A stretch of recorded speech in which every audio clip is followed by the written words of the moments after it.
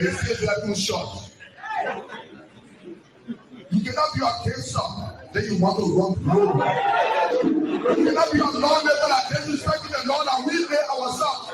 Then you say you want this and that, and then you waste your time. Nobody here can be for them government equal to me. But when we can be for it's not happening and it will never happen. The only thing they are there for, when last people go there government keep and say sanctify people, don't look at more say give me 1% and one go in talk. But they sit down over there in point their family post because they need work. And the person that needs work and the person sanctify post the water. We implore our family because some people are happy. Because it is the time to be happy. It is nobody time when the country is not better. It is everybody time when the country is better. And we give this as a challenge to all of you people. 2029, we may be only ballot for the presidency. Where we will come here and say, you people will have to appoint a commissioner for sacrifice. The police are educated people. It's not about education. It's about how well you govern your people. They have people that got degrees, they know nothing. The only person with Indian people that they can't achieve nothing from. Our marketeers will come to power. In every country, at least 2 million and pregnant of marketeers, sprinting runners, and younger boys to empower themselves. The money is there, but everything is long before carrying the benefit of. Because we are close. Tell Joseph Boga to forget about Yaka Koluba. What did Boga do? Yaka Koluba. He tell Yaka Koluba. Tell Yaka Koluba. You are not a Latina. You talk. You forsake yourself. Yaka Koluba forcing you. Yaka Koluba forcing Korea. You want to know a lot of Yaka Koluba. Tell Joseph man, and you know who names them about Yaka Koluba for that. And I'm going to know Yaka Koluba there. You know when I want to do all that. You move to all the way to go just to take a go for Yaka Koluba. You love me, you go for Yaka. Yes. For who Bene? Because Yaka Koluba and the one that is coming to our house. So you are telling to me Yaka Koluba because a budget. Oh, Yaka can be talking to the president. It's not a good thing. Let's give for power, give for job. Yes. They're happy. Saying that you and my mother are happy to you. When you are not going to betray Yaka Koluba or betray the great people and lie to them. Yaka Koluba are not going to be pussy. You understand? You have to tell them about Yaka Koluba. You don't want to Yaka Koluba there. It's not going to lie. You go for Yaka? Yes, yes, yes. They don't just respect Yaka Koluba for them. We don't want to respect Yaka Koluba for them. We don't want you. They see the young people for them for Yaka Koluba. They don't for them for Yaka Koluba. Anything people for power, people for them. Then you say, Boga, the way you not to tell the country, they corrupt. You say, like, who they tell corruption for their country? Now, more corrupt for me.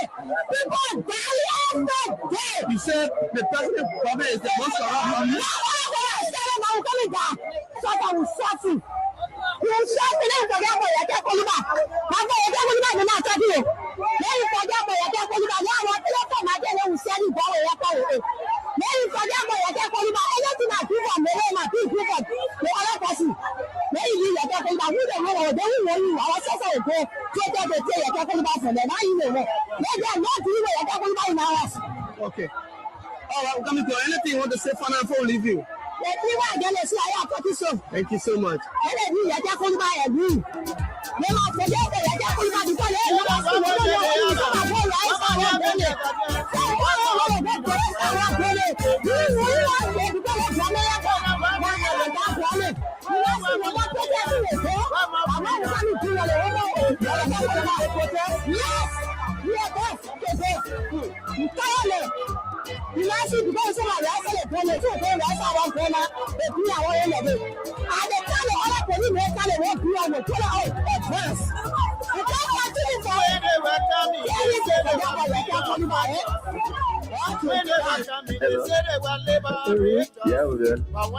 My friend, you made mistake.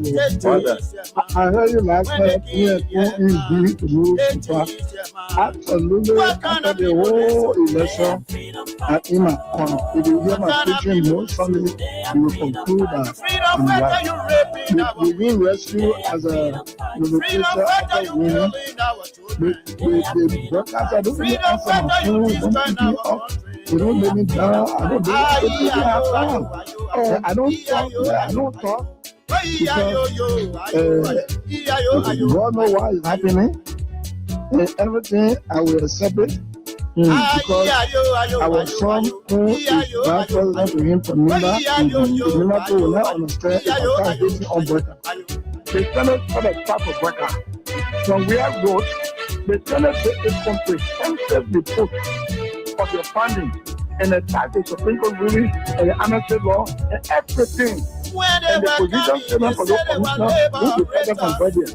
So when they were coming, and they way forward in the parallel discussion for peace. Then when brother come now, he is received and coming there, they belong there, don't be there, and you know where you got to get all kind of way, brother, all kind of thing. You want to ask people. Then, you freedom fighter, you kill me now. Control the door in the upper. Freedom fighter, you so they went talking away, talking and feeling this. But I think they did a solution. That's fast. Because of many problems. Then they said it. They did let it send it. Then something happened. They almost trying to run me house. Then they got it. I choose the money. They didn't tell me they had it for me. Oh, then when I heard what was happening, it was remain 2 persons to sign. I was me, I was Bani, Jim Bani. But when I went to Boom, I said, what is going on? You were here when we had sent paper, and you were here with our own leadership, and we sent the report with all documents, legal documents, to guide you. Then, but after that, I didn't take up on the 20th but it's supposed to be involved. In the 2011, you're right. He doesn't say that. You're right. The other telling about for 12 years now, he's now president now. The Phoenix campaign for that kind of woman, and he wants to persecute us. He doesn't want to persecute us. So what is going on with Phone? Then Phone said, well, I will do for you to help you with lawyer. Just find out and go to my lawyer. So from full office, my own son office, I went. I've never seen him say, why you do this? You know what I told him? No. Resolution is not a law. So, starting the resolution, we agree. Bring it now. When brother send a bill, they will not put all the law together. I called you rescue. Do you think I really believe at 80 years old you will be able to rescue this country? We embellished it. You know, when you are a sales representative, when you are a salesperson, you're selling a commodity or a product. Your job is to embellish. It's a punching woman can say her feet of bony ratting. Did you think I knew, or did you think I mistook you for a rescuer? An old man who belongs to the dustbin of our history, with a kid, a man who cannot even operate a laptop computer. No, we settled. We made a compromise. We settled. We compromised. And we believe you were a good man. And we're sympathetic to us. We in all Liberia. And after we saw you and touted you about and projected you as though you could rescue this country. And we called you rescue one. How could you rescue the country when you could not even rescue? When they were coming, they said they were freedom fighters. When they were coming, they said they were liberators. But when they killed Vietnam, oh yes, indeed. When they killed Vietnam, they changed their mind. What a great day! What a wonderful opportunity it feels. People, they are freedom fighters. You freedom fighter, you raping our women. To be here, fully energized behind these microphones to engage on the issues that matter to Liberia's growth and development.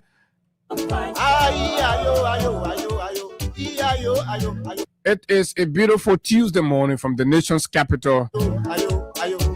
And a pleasant good morning to all of you, our friends, our followers, and to those of you in the diaspora. It's always a good thing to have you join us for conversations on the issues that matter to Liberia's growth and development.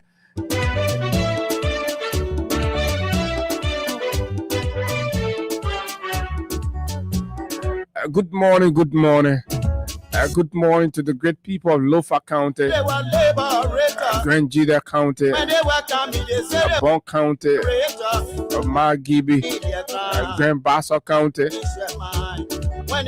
It's 1 year since the president lied about some $3 billion Chinese refinery investment in Grand Bassa. The Bassa people are yet to see that. Each and every corner of Liberia have felt the lies, the deceptions, and of course of Mr. Joseph Boakai. Well, good morning, folks. Too many things to talk about. Lots of things happening in Liberia, and this is where you get an analysis of those issues making news in our country. Welcome. This morning we're gonna spend time, like we told you on yesterday, placing the spotlight on the chief imam of the Republic of Liberia, with reference to comments made during his Eid message. It's important that we have conversations about these things.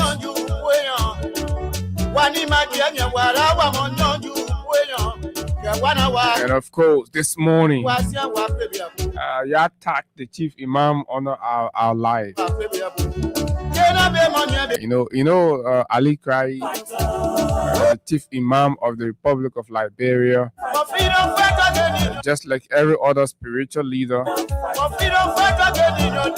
holds a degree of accountability to the people. And of course, as gatekeeper, as watchdogs of the Liberian society, we ought to speak about everything. And I can remember my days in school.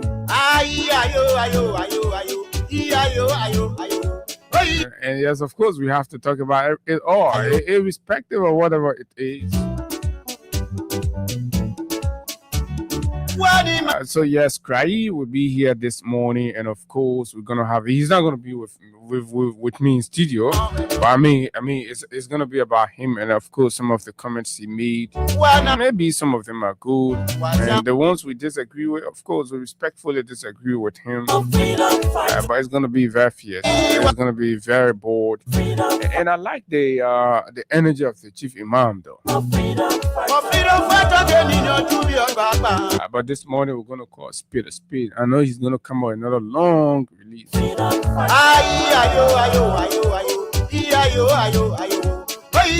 But the thing about it, I can call his name. You can't call my name.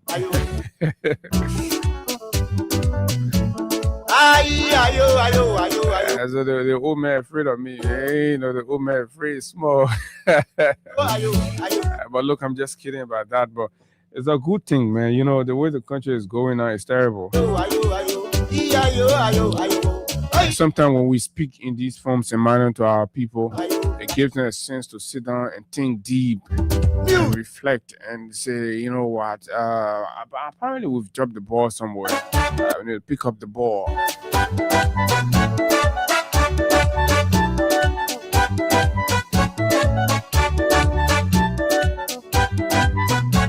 Okay, still on the low-fast situation. And I'm seeing lots of Unity Party guys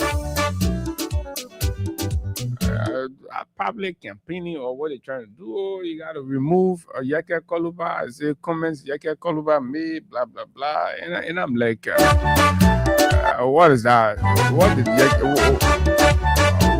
did Yeke do? What Yeke did was a demonstration of statesmanship. And I want to applaud Yeke Koluba for being very bold and to the point, and speaking the truth. If anybody that needs to be removed from power, anybody that needs to be impeached as a result of what is happening in Foya with the Guineans, it has to be the commander-in-chief of the Republic of Liberia. We have only one commander-in-chief, and that is not Yeke Koluba. That is Joseph Newman Boakai. They say they were liberators. Imagine Liberia is being annexed, right? For the sake of those of you and the understanding that all of you carrying out there, Liberia is being annexed. And then people within the regime says, Yeke Koluba for saying that, the government of Liberia went to Conakry and made compromise, and he did not make it up. And it is true. I keep telling you this thing over and over. It's true. That's what it did, right? Sources from Conakry and Freetown have alluded to that point. It is only your government that's running away and doesn't want to tell you the truth, but this is the fact. So that is happening. The commander-in-chief, the only man who is responsible, right, to move our army, for the most part, the only man who is the head of state that takes the responsibility if anything goes on collectively about the country. You say, no, your leader, man, that problem. You go for Yeke Koluba. You think your bitterness with Yeke, that this situation you come in, Yeke, you are free to say anything you want to say about this. You are free. We are telling you, Yeke, say anything. No chicken can move you from anywhere. They've seen people that pull you there. Say, no. We that didn't pull you there when we really will move you. But they will put you there. They stand no moral ground to say they will move you. We challenge Joseph Boakai. We challenge him. Why are you moving the member? You go sleep in Conakry, the poor coming, the poor deploying. Then you can sit down here, you say you don't move. You go move in and let's see. You say you're a man, you go try. A bunch of foolish people. You know, since after the Ramadan, I try to be a little cool and try to, do things a little something, see how I can put up because we're kind of was having a kind of crisis. So we want to make sure that is off our back and then we start to go down. But what to be something about the government feel already, so at the end of the day, we're just making do right now. That's exactly what we're trying to do. But folks, we'll talk about that and bring you some little update and, of course, analysis around the situation at the border. Like I've always said, keep calm, remain targeted, right? And look, nobody should tell you there's this misconception and other people trying to play around it and say, give it up. There's nothing you can give up to the government. This government has failed. And I see folks trying to, they have been diplomatic. There have been no diplomatic. I'm a student of diplomacy, and I know how it works. There's nothing called diplomacy going on. There's nothing. If you're in the sense of what you anticipated as an outcome, right? Because you as citizens anticipated as outcome from the meeting, from the diplomatic engagement in Conakry, that the Guinea will go across the river. And insofar, the diplomatic engagement did not yield that means for you, it's a failed process. But from the perspective of the government, they've done an excellent diplomatic engagement to resolving the matter in keeping with Article 33 of the United Nations Charter. Right? So that is exactly what is going on here. So you want to reopen the matter, unless if all of you who are acting ignorant about this are trying to say, okay, y'all go renegotiate again. It has to be a renegotiation where diplomats have to sit around the table again and start to have new conversation. And that has to be informed by new pieces of evidence. Right? So probably by that time, maybe our government has formed their part of their own deed, so to speak, or they form their own of map, or they form their own agreement, right? And then they say, okay, the first negotiation we had, resting on the Guineans' map and agreement that they made available, we have gone and checked, and this is what we have. So let's say there is a dispute. That means no. In as much as we agree on the 16th of March, right, to withdraw our men and bring them inward, we disagree because what we've uncovered here, this is what it shows. So we can be having conversation in our country, let's say, I want to school them, go to, it ain't making sense. And the people be looking at us and making fun and stuff. And our own government is trying to do that to us. But before we go into that conversation, we will, because what is happening out there now is terrible. The price of gasoline on the Liberian market is at an unprecedented high. This has never happened, where gasoline the cost people paying for gasoline now has never ever happened in this country before. The government has lost it. I mean, no control anymore. 1,600 in some parts of the country, 1,500 in other parts of the country, and people are charging, and there is 100% increment on transportation in some areas, right? Areas that used to be charged for $50 have now gone to $100, right? 100% increment. Areas that used to be charged $150 are now being charged for $350. More than 100% increment, 125, 100 and so percent increment. And this is happening, but it looks normal to you, right? And small noise coming. So we won't leave it ahead. So basically what we're going to do, so because like I can say my witness across the road, I don't like people say, oh, I was making up things, because I know there are a lot of you brainwashed fanatics out there, brainwashed idiotic you pigs out there who, no matter what you're going through, you're born to be, I mean, a crazy supporter of stupidity in this country, and you're gonna be bootlicking these idiots. You say you're defending your party.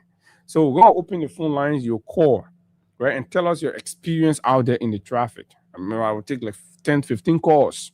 You'll be the one. Your government is listening, the president is listening, the Commerce Ministry. So they're using this Guinean situation, right, to take our minds from on the real issues, on the hardship, taking toll on our people, right? Taking serious toll on our people. Prices of basic commodity are up, right? The exchange rate up and down, seesaw, kakaleka, right? Transportation price, kiamen and scramen and fretting daily, right? $50 distance, tell the man, then how much am I going to equal, right? All the kind of things that real day life. What are people going through? And we can't be talking all the BB thing. At the end of the day, that border thing will be resolved. The government just buying time, so the population will get tired. When they get tired, and then they go. Probably they provide. They call Ansu Dollar and Guinness. They will go to Lifoco. And we are telling you, you're probably telling you everything you're joking. They'll go to Lifoco and big Lifoco, getting a few pieces of small 2-inch mattresses. And that's the value they have for our people's life. 2-inch mattresses. They will carry them and give it to the people. Burger Ball will enter and start eating up. But they don't care. They will come out tomorrow and resolve. And the Guinea will be there. The people brought a custom. Saying last week I told you the people bring a custom. And in fact, the people are even saying you can start trading. So that you're on the side creating scene. As far as the people concerned, based on what happened in Conakry with your president. So if you're angry and you're displeased, take action on the president. Simple. That means that what I can tell you. If Liberians, we are convinced that we're not satisfied, our president did not put up, and put up the necessary representation on our behalf, let's move him from there. That means he's unfit, he's incapable to represent this country, defend and protect this country. You remove him. That's what real countries can do. Now what weak people say, then you're granting interview to rebels. Can you imagine granting interviews to rebels? Fully men that are supposed to be high in their cell. Those cannibals, right, that ate human heart around here, those killers, those merciless killers, those idiots who are not even supposed to have any face among decent people. You're getting interviewed and be talking nonsense, creating additional security concern for the country, right? Have you thought about it? For any group of people to sit somewhere in Sierra Leone or Guinea to be threatening, right, to invade Liberia, have you thought about that? And you think it's okay for other people to sit in Liberia, right, and calling themselves rebels and generals and threatening the other people, right? We got to be careful the way we do things. And sometimes, y'all know, like, we elected a government to make representation on our behalf. We can't take law into our own hands. It is only when the government fails, that's when citizens will start to do for themselves what the government is supposed to do for them. But we are too civilized to go that route.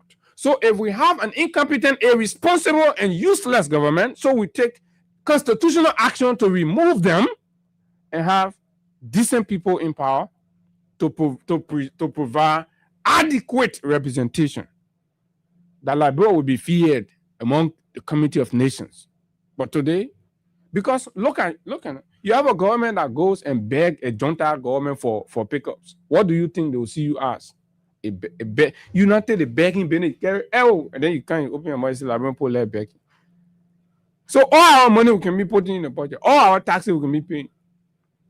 Now even something themselves, but 10 hello pickups, 25,000 pickups. You go pay for 10 of that one in Guinea. You can't. Then I heard somebody say, oh, the fact that the people have their flag, they can't. Oh, you ain't know, you ask Gregory Como. You can permit the people to come in the country. Right? Accompany the people to Saw Beach to go take out somebody from there and carry it and get the person. You know your government sold out to the Guinea authority ever since. Oh, because all of people will be high and something. You better stop it. You'll be misplacing the priority. And they say, oh, you know, this, that's it. The problem, the fact of the matter here is, we have a useless government. We have a very useless government. And I was some of you later, yeah, but it's a very useless. Look at look everywhere. Everywhere is ringing now. Hey man, can't play song, can't play send me that song, man. At the end of the day, all is not lost. Let me see. If you're listening, please send me the song you closed the show with yesterday. Or tell me how can I find it on the computer, please. Right? So let's take your calls. How much are you paying for transportation today? How much are you paying from Red Light to Broad Street? From Broad Street to ERW Junction, from Red Light to Bartonsville, from Bartonsville to Johnson Street? How much are you paying in transportation? What is it from Cardwell to Monrovia, right? From Brewerville to Monrovia, how much are you paying from Douala to Red Light? And, you know, in different parts. Let's hear you. It's an opportunity. So for the government to come now, if they say they know about it, right, we allow them to hear it now because the government can lie. They will say, oh, they put doing their own thing. So when we allow you to speak and then they hear you and they refuse to take action, then you know now that the government are creating the hardship for you.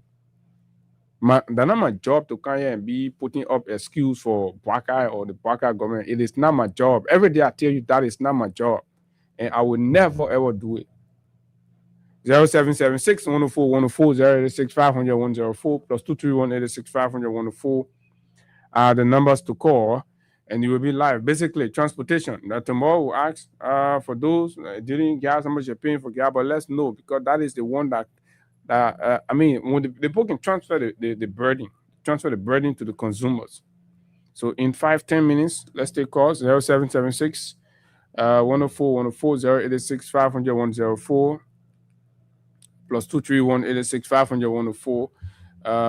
Maybe just for the locals actually. 0776 104 104 0886 500 104 are the numbers to call, and you will be live. Let's know from Broad Street to Red Light. How much are you paying today as of today's date? Right? What is the cost? Today is Tuesday, March 24. Right? And we're in the 4th week of the global crisis. So that is to assess and understand to what extent our government is working to minimize the impact. During COVID, when COVID hit in this country, that was another global tragedy that struck the world and paralyzed the global economy, just as what is happening in Iran. Hello, good morning. Good morning, Harold. Good morning. Thank you for the program. This is William Harris. Go ahead, Mr. Harris. From Broad Street to Pinsville at 330. Pinsville, what part of Pinsville? To go Pinsville all the way from Eastern Broad Street to go Pinsville. To go Dubo Road, GSA Road, ERW Junction, or Raleigh? As long as it's stopping around school, it was at 300. If it's stopping GSA road, it was at 50. Okay. All right. Thank you. Thank you very much. Why it used to be before? Why it used to be before? For when you pay $200. $200. So they've added $100 for your experience. $100 addition. Thank you.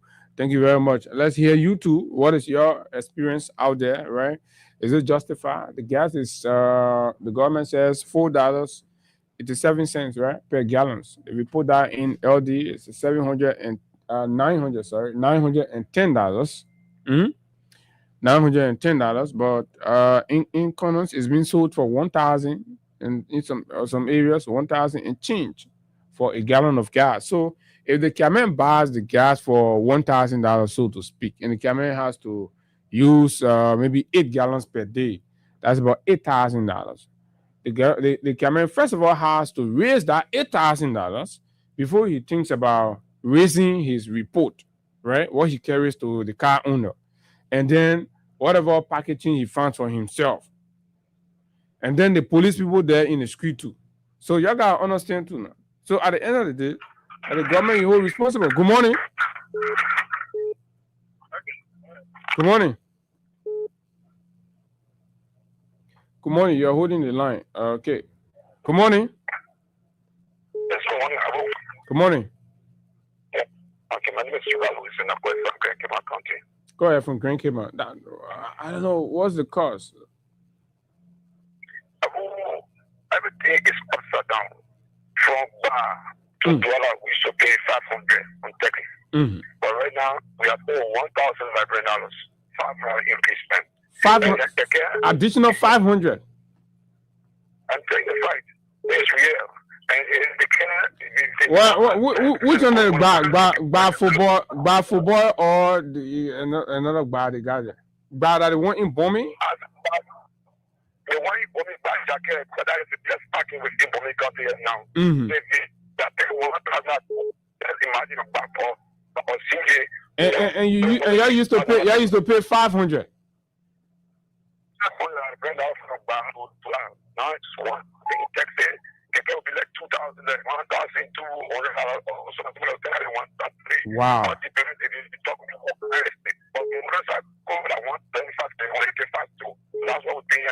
Wow. That's too much. That's too much. Good morning.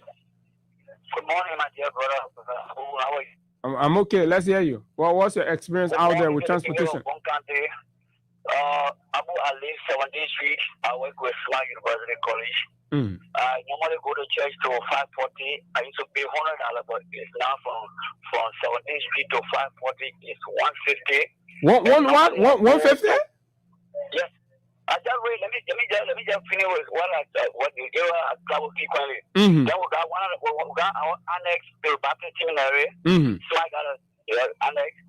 Then from 17th Street here or 16th Street to here, David Johnson is $200. Then we used to pay $100 from here, David Johnson to Smart Junction. Now it's $150.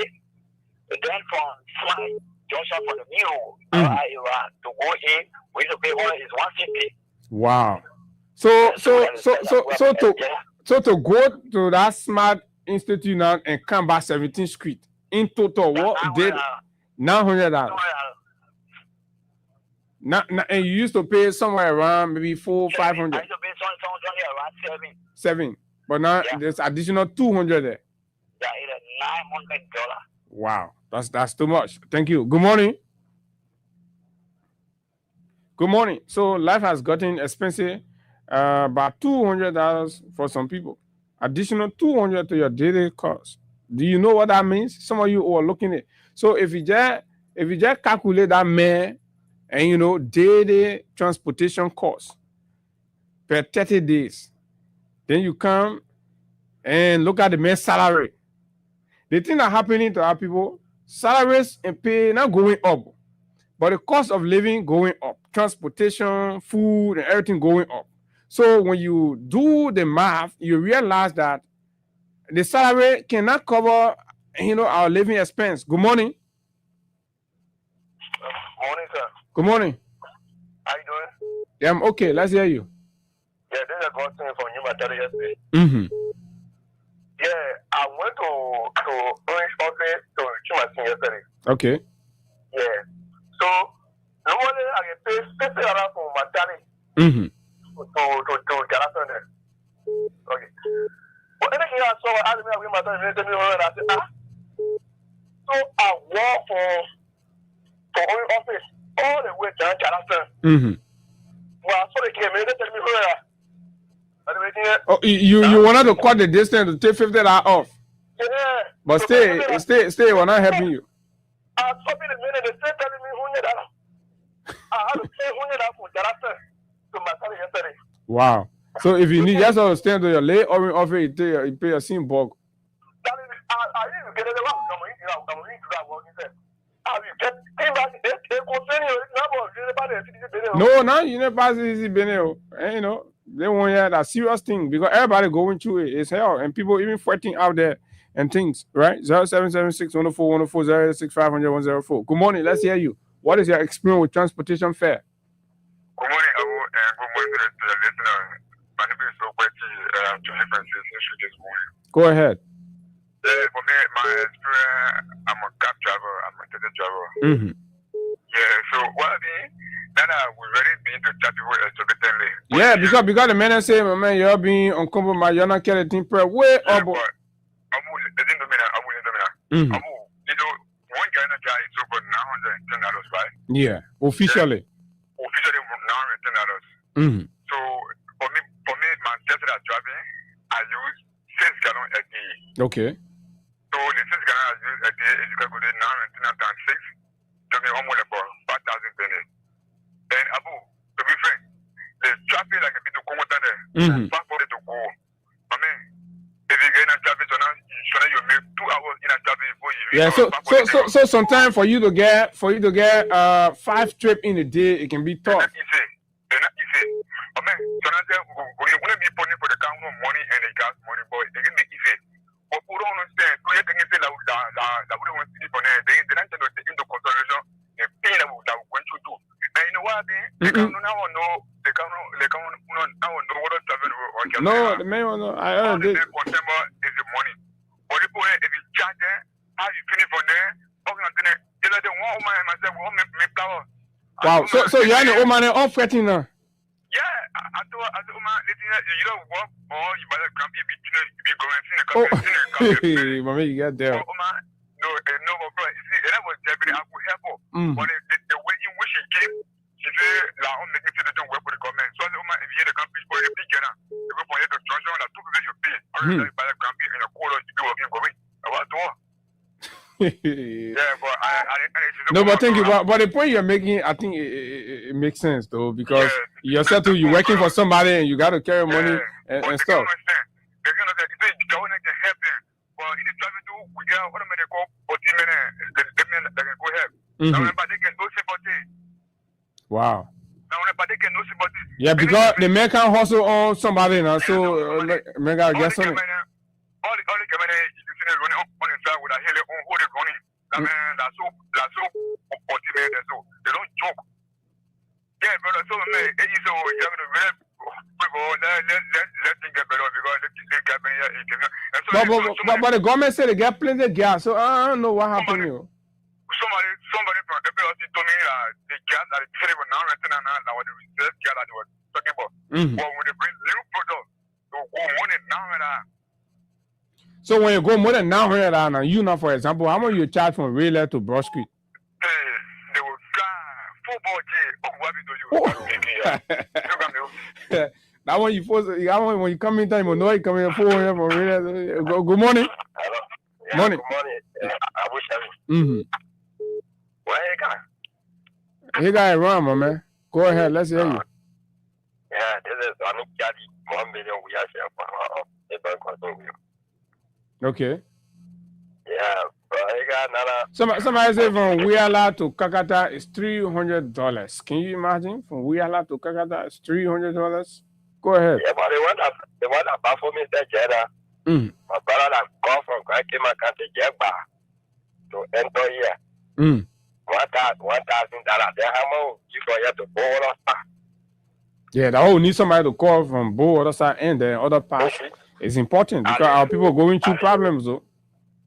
live Kawe. That from to DV Johnson to Upper Kawe. Yeah, to Upper Kawe, not to DV Johnson. Mm-hmm. 100. When you get it, you can go Upper Kawe. Or you walk. You can go there. But me, I want to say one thing in the morning. Mm-hmm. Because people there talking say they not the government, not CBC, and I Unity Party. For me, they talk Corona enter in a space. So no, don't even listen to that. So the country running is here. If you say they're not the government, and then I mean the country running, nobody in charge. Yeah. So anybody tell you that you know listen to the government must fix it. That's what we put in power. Good morning, let's hear you. Yeah. Morning. Okay. Good morning. Good morning. Morning.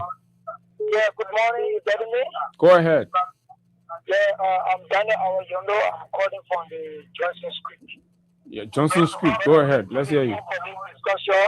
I know we are getting tough time because for me, I live in the South Port area. Mm-hmm. Now, I was paying $50 to come in bus. Okay. But now, when I get on a bus right now, I'm paying for 2 persons. That $50 I used to pay now, I'm paying $100. Yeah, to go back. So I pay $100 to go in a bus. Now I was paying $150 in the taxi, but now it is $200 on the taxi cab to go. So I tell you, they say, well, we are even go there for the bus, my brother, if you see us sweating this leg, when they say the horse is on fire and everybody's in that horse and they are rushing to get out, nobody wants to get a great chance, it's just how we can choke out to the bus parking now. You can see everybody fighting because you know if you miss the bus in the taxi car, you will pay, you will have more money. Yeah, so there's a rush for the bus. So then what the NTA bus? NTA bus can come there? No, brother, I don't know whether NTA actually in Liberia here or where they carry NTA and parking now. I'm still thinking about it. Because the last time I think I did on this kind of situation now. Yeah, then you expect to see more NTA also, right? Yeah, about 2 NTA there, sitting on another road. Mainly, I would do that for here to see the junction, going straight there, for here to, let's say, I'm not sure, going straight there. These are places that on the Somalia job room and the thing up here. These are places we expect now to see today. For my brother, there is no justice for us, and we don't even want to do. So they have brought. Thank you, my brother. So they have brought it, probably and put it probably in the bus. Then we're gonna see the bus. Good morning. I think I'll push the thing small more because more calls coming. Good morning. Go ahead. Good morning, Abu. Morning. Yeah, thank you for the show, Abu. No, it reached a point now where Liberia used to be talking, but not getting talking. We are trying to see classes happening, and the same people that keep out they were saying, oh, no, but we are trying Gap Press not reach officially 900, 1,000. We are trying hasn't reached there. Yeah, but I don't want you to specify it by saying, oh, we are trying happening. They want you never happened in the country before. You know, happening that dying happening. What they said, I will remind them up. Oh, what okay. They said, we are reminding them up. But what they put the situation to us and what no, but forget about that. Tell your own. Listen. You can't cry for somebody. Everybody feeding the pain. You tell your own opinion. The person won't be mumu. They sit down with their own their business. For year, Clarota was going for year Clarota to Colota now it's $100. And when from Clarota to go to Brossy, the boy will tell me what state. It's all going for my fitness, BCC, and the way up there. They say not really. I was wondering. I said from Ghana, you go all the way. Brossy, they put me down. What they say? Wow. And the police telling me that they go stress. They get on it to go. I said, why you will tell me say, yeah, police will tell me. Yeah, but police gotta tell you because police gotta call you on a late job with the man. So everybody protecting their country. They make money. They make the one. We have children have to go and come by yesterday. Yesterday, they have to walk out of the car. Police tell me that they go black press go up. Thank you. Okay, all right, Master C. Thank you very much. Alfonso, go ahead.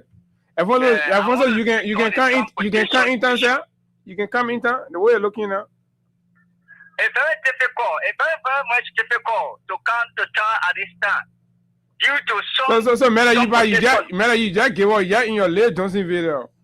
I said to God, it's so. You take your hand for the whole income Bennett. So let me lay down the basis. I want to ask to send you my Baka and entire government. Will you not able this country, please peacefully withdraw from the leadership and turn the power over to someone who is competent? Because they told on the phone to someone can become elected or inaugurated as president of this country. So calamity circulating in our country. Look at gasoline price. So Ministry of Transport telling us that they're not able to regulate the transportation fares. They tell us you're supposed to pay $100, you will pay $250 these days. They tell us we used to pay $400, we will pay $700. Like the Eastern, one of my brothers, Eastern, he said yesterday from all to Feno, he paid $1,200. So Joseph Boakai and his government running this country. When we are living in a broken economic state, look at the external issue we have. Up to this time, they're not able to address the issue. They look at the problem they will face with gasoline problem. And Musa Bilete wants to this government that the government will face challenges ahead of them when it comes to gasoline, food issue. And the second question. Okay, my brother. Thank you. Yeah, be lacking in your late Johnsonville in the meantime, yeah? You know, they are lacking it there. Okay, thank you very much. But the government, I don't know. I thought they said FPRC will be bringing gas and tin in, and then what happened? Good morning. Let's hear you. Good morning. I'm Abraham calling from Grand Bassa County. From Grand Bassa, let's hear you. From Moreover Junction to like that's from Moreover Junction to Jedewe Junction for now is 1,200 1,000. It was 1,000, so they added 200 on it. They added 200 on it. There's not in the price on about 800 let's just say from 600 to 800. And then 200 been added. So myself decided to travel for my all the transportation prices. But I take my money, I go to my big my very small. I pay 1,200 to get together to get every junction. Yeah. Now 2,400 right there. 2,400 right there.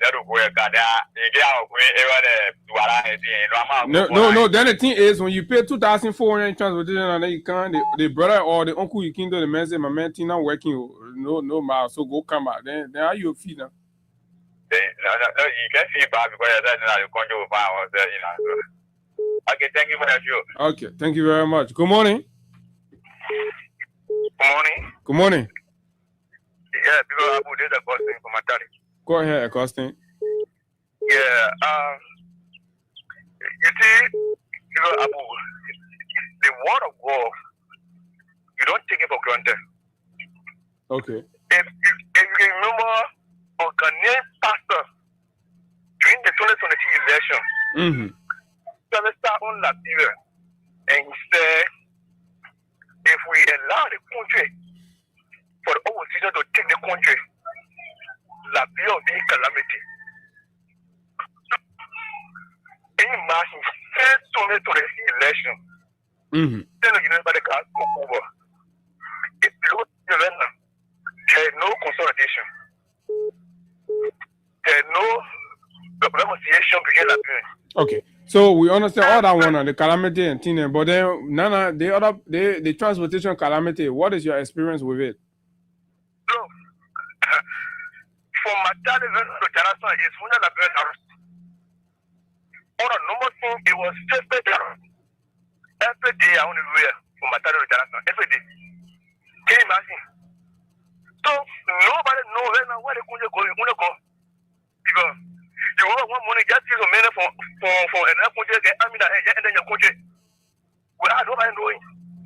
So nobody just look at this phone. It's not free. We need to pray for the country. It's not free anymore. It's not a party. The country is not the way. No, they want another party being now. Getting serious. Wow. The way the country is right now is more a party issue. So we need to pray for the country because we made mistake with the party being. We made serious mistake as a country. We need to repent. Very, very serious, people. Very, very serious. Okay, thank you, my brother. But yeah, I agree. It's serious. Nobody, I mean, this kind of thing. It's serious. Good morning. Let's hear you. Good morning, Frederick. Good morning.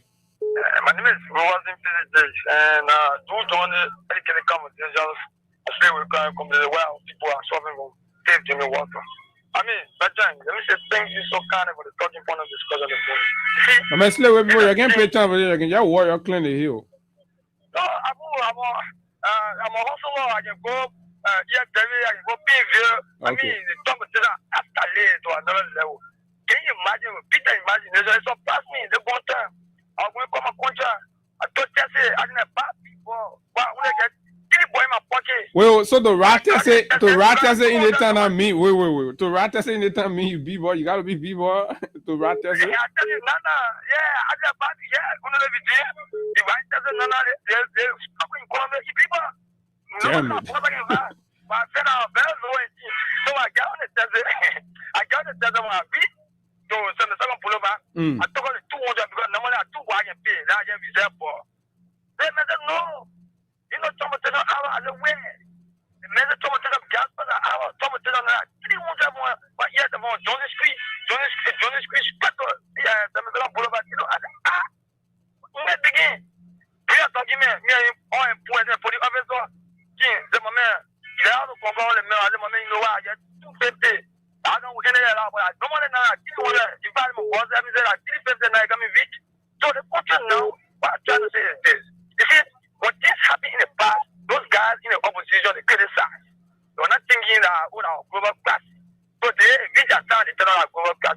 But last the veteran, you see the cycle that happening in Nova again. No, we reach that here. We reach that. Good morning. Hello. Good morning. You're the second to the last caller. Yeah, this is Mr. Chan. Go ahead. Yeah, I wanted to head to brother. We on the street there is not easy. The gas on that camera will bother with that on that 1,150. So you come too? You come in? Yeah, come in. My man to brother here. We can buy gallons to cap above 1,150. But the people blaming you. They say that you're the one. You're being unreasonable. You're carrying the team pressure. They're joking. When we go to sometimes when we raise it up, we are starting. They can say, you can't see the war. I say, that war can kill your gas pressure. The people government war. Whatever we are done where Ukraine war was COVID war all there, you say, no, man, you're not responsible for the gas price going up. So me I can deal with now. What I can do, I get in the car, I put up put food I pick up, I know that you let the party too, I so thankful, my brother. No, but you know how to deal with it, eh? That poor freedom fan on in the money. You don't talk yesterday. That one can ping in the man again. Yeah, damn. But if you, my brother, that's why you are listening to them before. Oh yeah, they can ping them. They can be. Yeah. Then when they vet it out and when they get in on there, you just call your tongue with your face. Insult the injury again. Yeah, then. My brother, I can help my sister when they get that road. I can see the rest will get down. The one that's supposed to get in the real estate, I give it to them. But the United Party people, my man, they play up. We had no expectations, so we get down. We are laughing, we make it go. They will see it. I can't help them. Someone for them to see the country street. Yeah, let Dylan passing around and Dylan knocking woman ball for $50 liberty now. But thank you, my brother. Good morning. You're the last caller on this note, and then we can move to something else. Good morning. Yes, I think it's extra and a special privilege. My man, I tell you, you're not calling on the show. You can laugh too much. You can't be defending fake thing and move around who's in care. I want to go call on different stations. Yeah, good morning. Yeah, morning. Yeah, this is Mohammed Fana. Well, I like the way these guys are running the country. You know, these guys just running the country. They are making it way for president. We are trying now. So I like the way these guys run this country, Abu. They try to just say, you know, from bypass to beyond finance. These guys charging $60 what we pay for about $30 and $40. Yo, from Abba to finance, you're charging $60. A man is screening all of y'all. I rescue. That's what the man doing. So we get a plan there. But we just saying that so when the man be screening y'all, that in the test, how the conversation can be, the old man can be fair. I mean, the whole experience in the test or the boss, yeah. I would want to first, the woman I don't want my son and I every boy. It can't happen at that time at all. Okay, my brother. Thank you very much. But look, this is serious, and I mean, we have to add some degree of seriousness to it. The government has to put the feet down and deal with it. The Liberian people are not interacting with any war anywhere. They're interacting with you. It is your responsibility. It's your priority. You took the responsibility, and then not my business to come here. I can update you on the war, right? Update you on the war, but Lebanon got nothing to do with the war. Judging by what the UP people said, now your business, anyhow you won't say that your business, but you will fix it. I put suffering. People now will be paying $300 for transportation, $350 from railway to something. It doesn't make sense, not at all. How much you paying the people? Civil servants, you paying $100, $80. Let MCSS teacher them protesting, right? That they ain't taking pay. You're trying to block them. So how the people will live? Then when the man finish protesting and you go stay on the road, you won't go to the hall and tell the man say, oh, the man get maybe a last bug in a packet and tell the man say $350 to go junction. They're not hell right there for that man. The whole health thing here, so now you start experiencing it right here before you even go anywhere.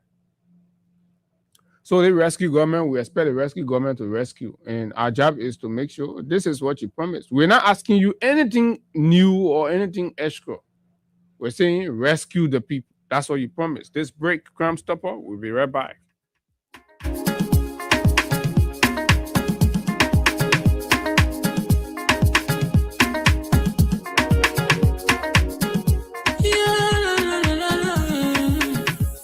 My musical. There are crimes in many places, in every community, you can see. So if you see crime, report it. Don't take law in your hands for the real authority. They can't take care of it. Crime Stopper here for us, bringing safety to your door. Whether you rich or you poor, if you see you must take it. I mean you check. Do it for your safety. If you see it, don't keep it. You must call to report it. Crime Stopper, the people bringing safety to your door. Crime Stopper, stopping crime and making peace for them before. Crime Stopper Liberia, from the center to interior. Crime Stopper, keeping us safe, they're stopping crimes for all of us. Crime Stopper, the people bringing safety to your door. Crime Stopper, stopping crime and making peace for them before. Crime Stopper Liberia, from the center to interior. Crime Stopper, keeping us safe, they're stopping crimes for all of us. Crime Stopper Liberia is your community crime fighting partner. Don't take the law into your own hands. Remember, if you see a crime, report it. This is a message from your own self, Old Man Sam Cyan.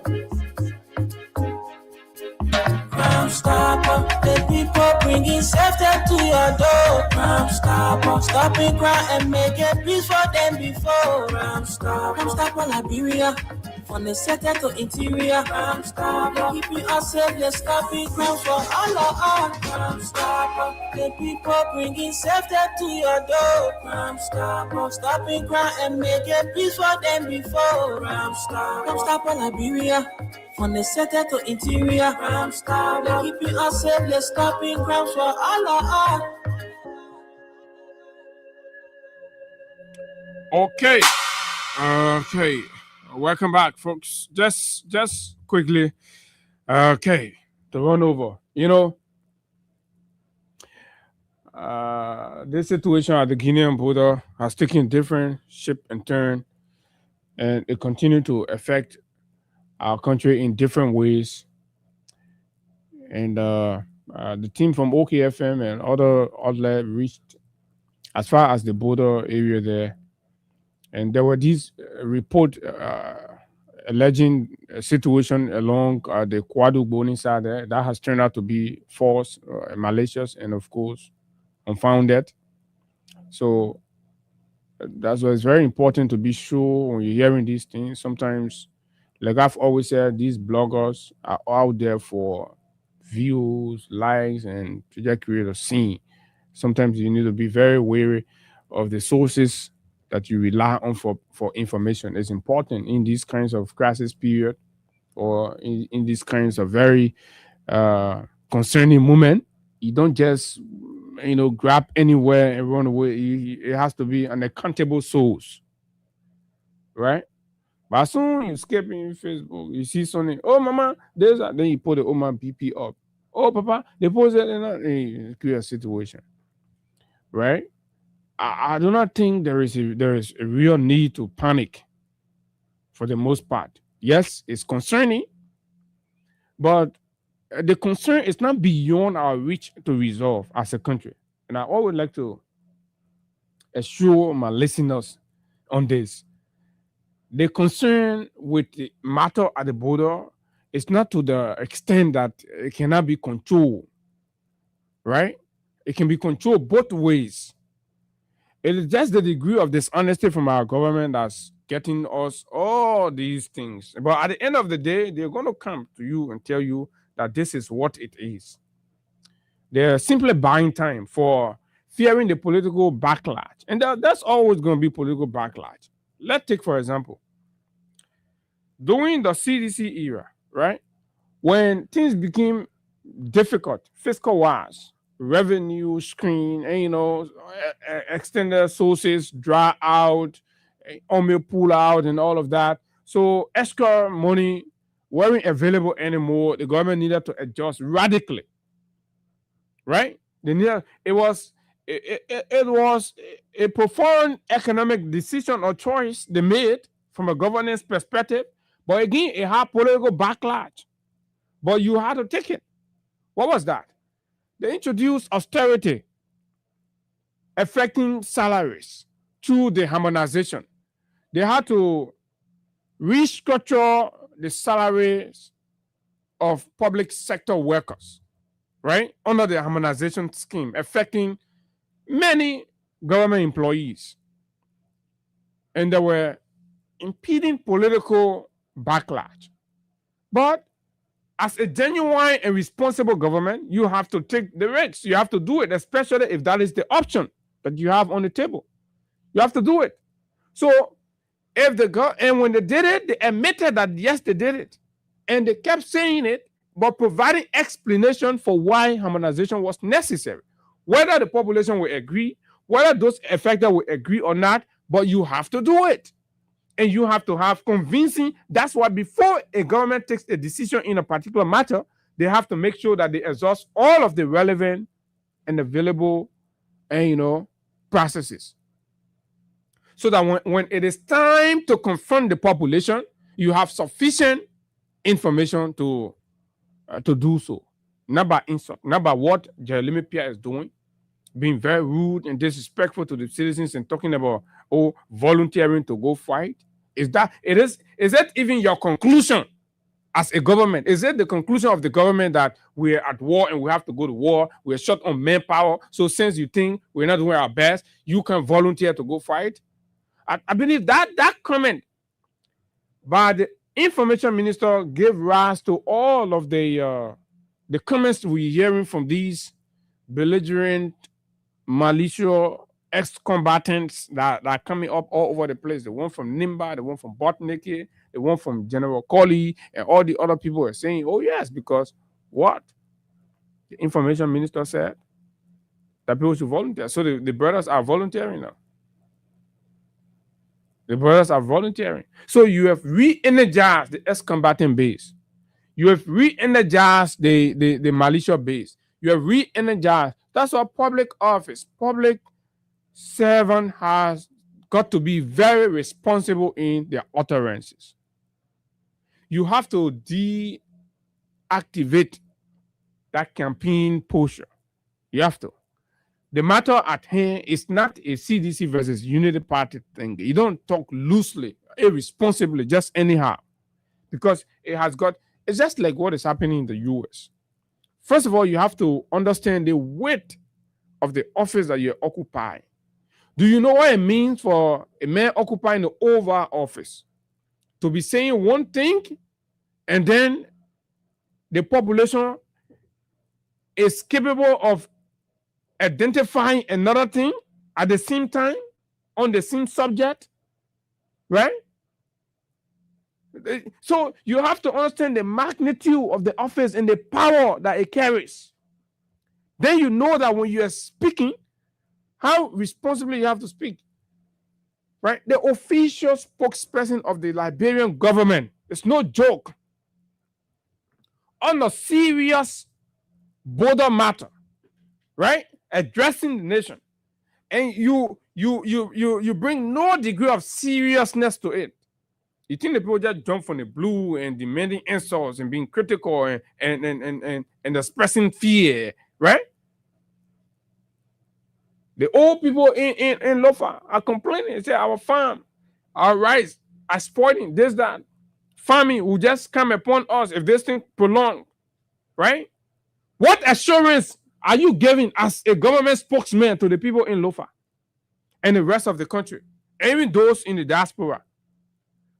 Responsible communication, right? Talk to us. What the plan do you have as a government? What have you done so far? What has that yielded as a result of what you've done? What have the government achieved in that process? Communicate your achievements, right? And the extra efforts you're making, the interventions you have planned, and how you're going about that, and give assurances to the people. But when you, as the official spokesman of the government, start to say, yeah, you're making noise, you're just on Facebook, you're talking, this, that, you think the country for your one? People have concern to be worried. People have businesses here. People have investment. People have built their lives. If anything go haywire, it affects everybody. So every Liberian citizen that raising issue has a genuine basis to raise those issues. And it is your responsibility. That's what you're being paid. All the gold you have all on your neck and everywhere, it is our tax dollars that we are paying you, right? However decent you appear today, however good you look today, is because the Liberian people money in you. So it is your responsibility to address their concerns, no matter how awkward it sounds. You have to. If you don't, you should leave public service and go do private job. Nobody will come to your door to ask you anything. Nobody will raise concern. It's utterly irresponsible to speak to your citizens in such a disdainful manner, a disrespectful manner. And somebody thinks it's normal. You're telling the people, you're telling the people, oh, you're volunteer, then we'll get your gun. What about those who paying to tow gun and mine the territories? So that means you fail? How about the man who took oath to defend the territorial integrity? He failed before you want volunteer to go protect it? Admit to the failure now. The man who took oath, among other in the country, the man say he has the experience. He went, he mounted the podium. He got administered the oath to defend the laws and the territorial integrity of this country. Then you say we must go volunteer? Even if we have to volunteer, is that the way to say it? Tell us the effort you've exhausted. Yes, the war reaches a point where citizens have to come. And that's what courses like ROTC and other things are taught. Reserve officer training course, right? To educate the citizens on basic, military, what have you. I don't know to what extent it's effective, but those are the essence. Some small things, the structure, the ordering of the army, blah, blah, blah. Who is this? What's the level? And, and all that. So in the event where the country needs us, when we come in, we don't go like, blindfolded,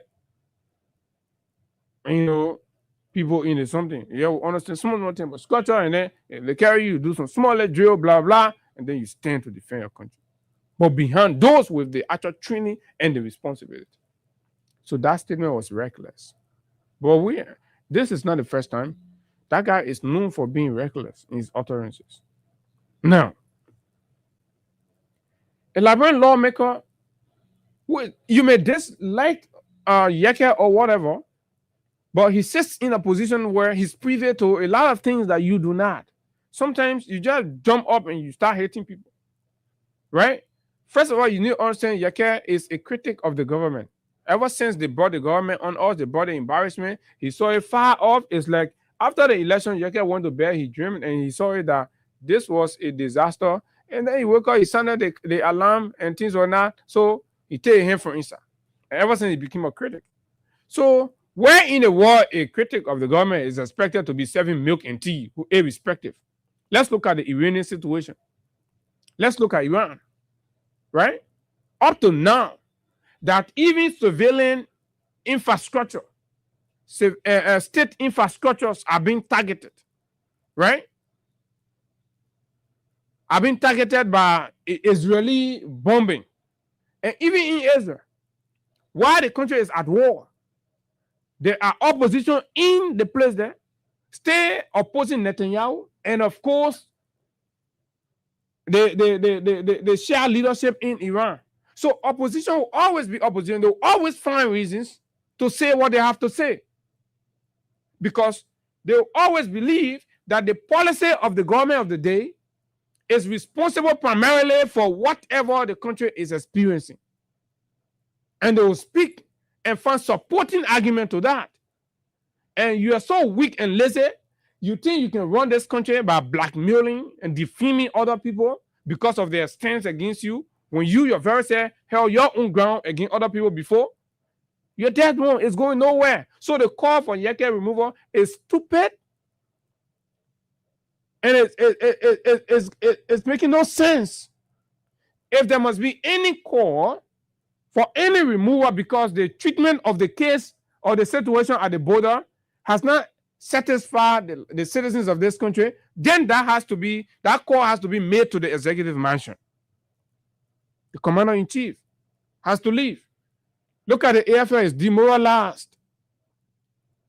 In all of this, have you asked yourself how the AFL left the border? How come in all of this we're not seeing them? But we all remember that fateful day. I think 3 or 4 days after the guys crossed, right? When the AFL left, Cool FM did a nighttime video coverage of the guys when they were leaving to go. And we all saw them when they took deployment there. Moments after the president concluded his meeting in Conakry, do you know how the AFL left the border? Do you know under what arrangement the AFL would do? Eh? You sit down, you see the real thing, you leave it. And you'll be jumping to trivial matters, unnecessary things. That is dishonesty to yourself. And to fix issue, you have to be genuine, sincere, and truthful to the real issue. Call it out. Then when the man call it out, the man said, but I have been saying it here before Yeke came. I've been saying it here. I've just been measured in my conversation about it because I'm sensitive to national security issue, and in spite of my disagreement, I am from a professional background. I'm doing a professional piece of job. So I'm guided by ethics, right? I can say the same thing, but in a different way. How many times have I told you here that the government of Liberia ceded to Conakry, to Guinea? And consequence of that, as per the definition of returning to status quo versus what we saw in actuality, right? We saw the withdrawal of Liberian troops from the border point there in Solomba in war to the immigration checkpoint, right? That is returning to what? Status quo ante. And then we saw the Guinea crossing beyond and coming to what was previously occupied by Liberia. And they have been there for over 2, 3, 4 days now. 2 days after they crossed, we saw their custom and immigration coming beyond. So what is that to you? What's your confusion? Right? Where is it? If Yeke says that, you say, oh, you got to impinge Yeke. You got to remove Yeke. Right? If we are not pleased as a country collectively, if anybody has failed us and anybody has created a situation, it has to be the president. Because first of all, the president lied under oath and misled the country. How? Let me tell you that. The president said in his briefing that the movement of military people along the border after the meeting in that place in Conakry was part of the withdrawal exercise or exercises. Subsequent to the president remark in that light, we saw further deployment inward or to outside of the border, previously occupied by Liberia. We saw, aside from military people now, we start seeing what? Immigration people coming. Guinean immigration, Guinean custom. And once you see that coming, where do you see that? Point of entry. Where is declared as point of entry is where these people come and put their depots. So that means the president lied that those movements that we were seeing was withdrawal. It wasn't withdrawal. If withdrawal was in any sense, it was withdrawal for Liberia. Then that means Liberia was the one occupying a place that does not belong to Liberia, in keeping with what Bouaga agreed on. Then he said, you cannot. On the matter of, the president is engaging diplomatically, and so you got to get the president, you got to tell the president, thank you for not choosing, and confrontation or this, that, blah, blah, blah. And that is out of limitation to say. Who tell you in diplomacy means you must ignore your right? Who define diplomacy to mean that one? In the first place, right? In mediation, negotiations, on a diplomatic framework, is a give and take. You don't go to diplomatic table to take everything. No, who told you that? So if you say the president implementing diplomacy now, right? Before now, what was the situation? And can we define what is happening at the border as a 50-50? Well, what's the win-win? What did Liberia give? What did we take? In the essence of what we expected and what the people along the border have been saying. So what did we get? So what was it we got from Conakry? In fact, we got the burden and the responsibility to come and make sure we put our people under control. That they do not bully, they do not throw stone, right? They do not insult the Guinean officers. When they see them, they shouldn't talk to them. That if you even want to go to your house, your previously held home on that side of the border, you must come, an immigration officer or a police officer must escort you. That will be an indication to the police that your movement along that place is not confrontational. Doesn't that ring a bell to you? Doesn't that say something to you? That everything will drop, be about blah, blah, blah. Then you got to go back to the classroom. Right? This is it. Our government, to the best of its ability, to the best of its capacity, have resolved the matter. And this is the outcome of what the resolution means. But that is one thing. It is also another thing to see whether the citizenry are satisfied and pleased with the level of resolution. And the government must be able to communicate effectively to ensure that the citizens are able to share the meaning of their resolution in the matter. Then that's how calm can return to the place. So you always have issues. People will always come because the poor are confused, they're helter scatter. So this strategy of the government to allow the situation to calm itself, right? As much as somebody may think that is effective, but it is creating more panic. It's hard time you speak exactly what it is. And because guess what?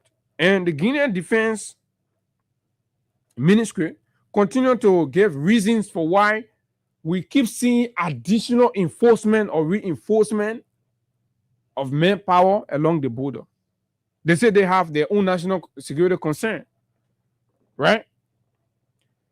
Guinea claims and security measures. They say it's because they have observed cross-border threats, illegal trafficking, infiltration risks. The Guinea Defense Ministry that posted this. So to address those ones, that's how they keep sending more people.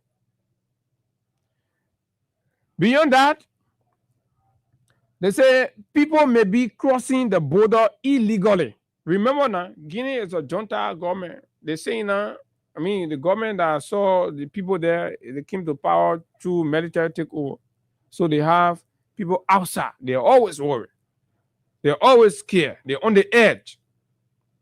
You understand? So people may be crossing the border illegally. So the shadows are haunting them. They feel like, any kind of movement is a threat to them. By the time you have civilian democratic government over there, we never had these kinds of things.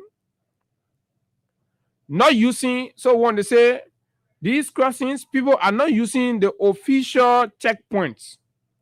So because of that, all the other unofficial small checkpoints, they're making heavy deployment there to curtail illegal crossing, border crossing. Moving between Liberia and Guinea without control. So they're making additional deployment to control movement between Liberia and Guinea.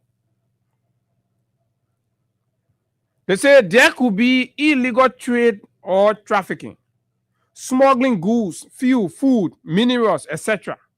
Guinea and their defense people, they have concern that these unregulated entry points, there could be smuggling going on. Possibly moving things the government does not approve.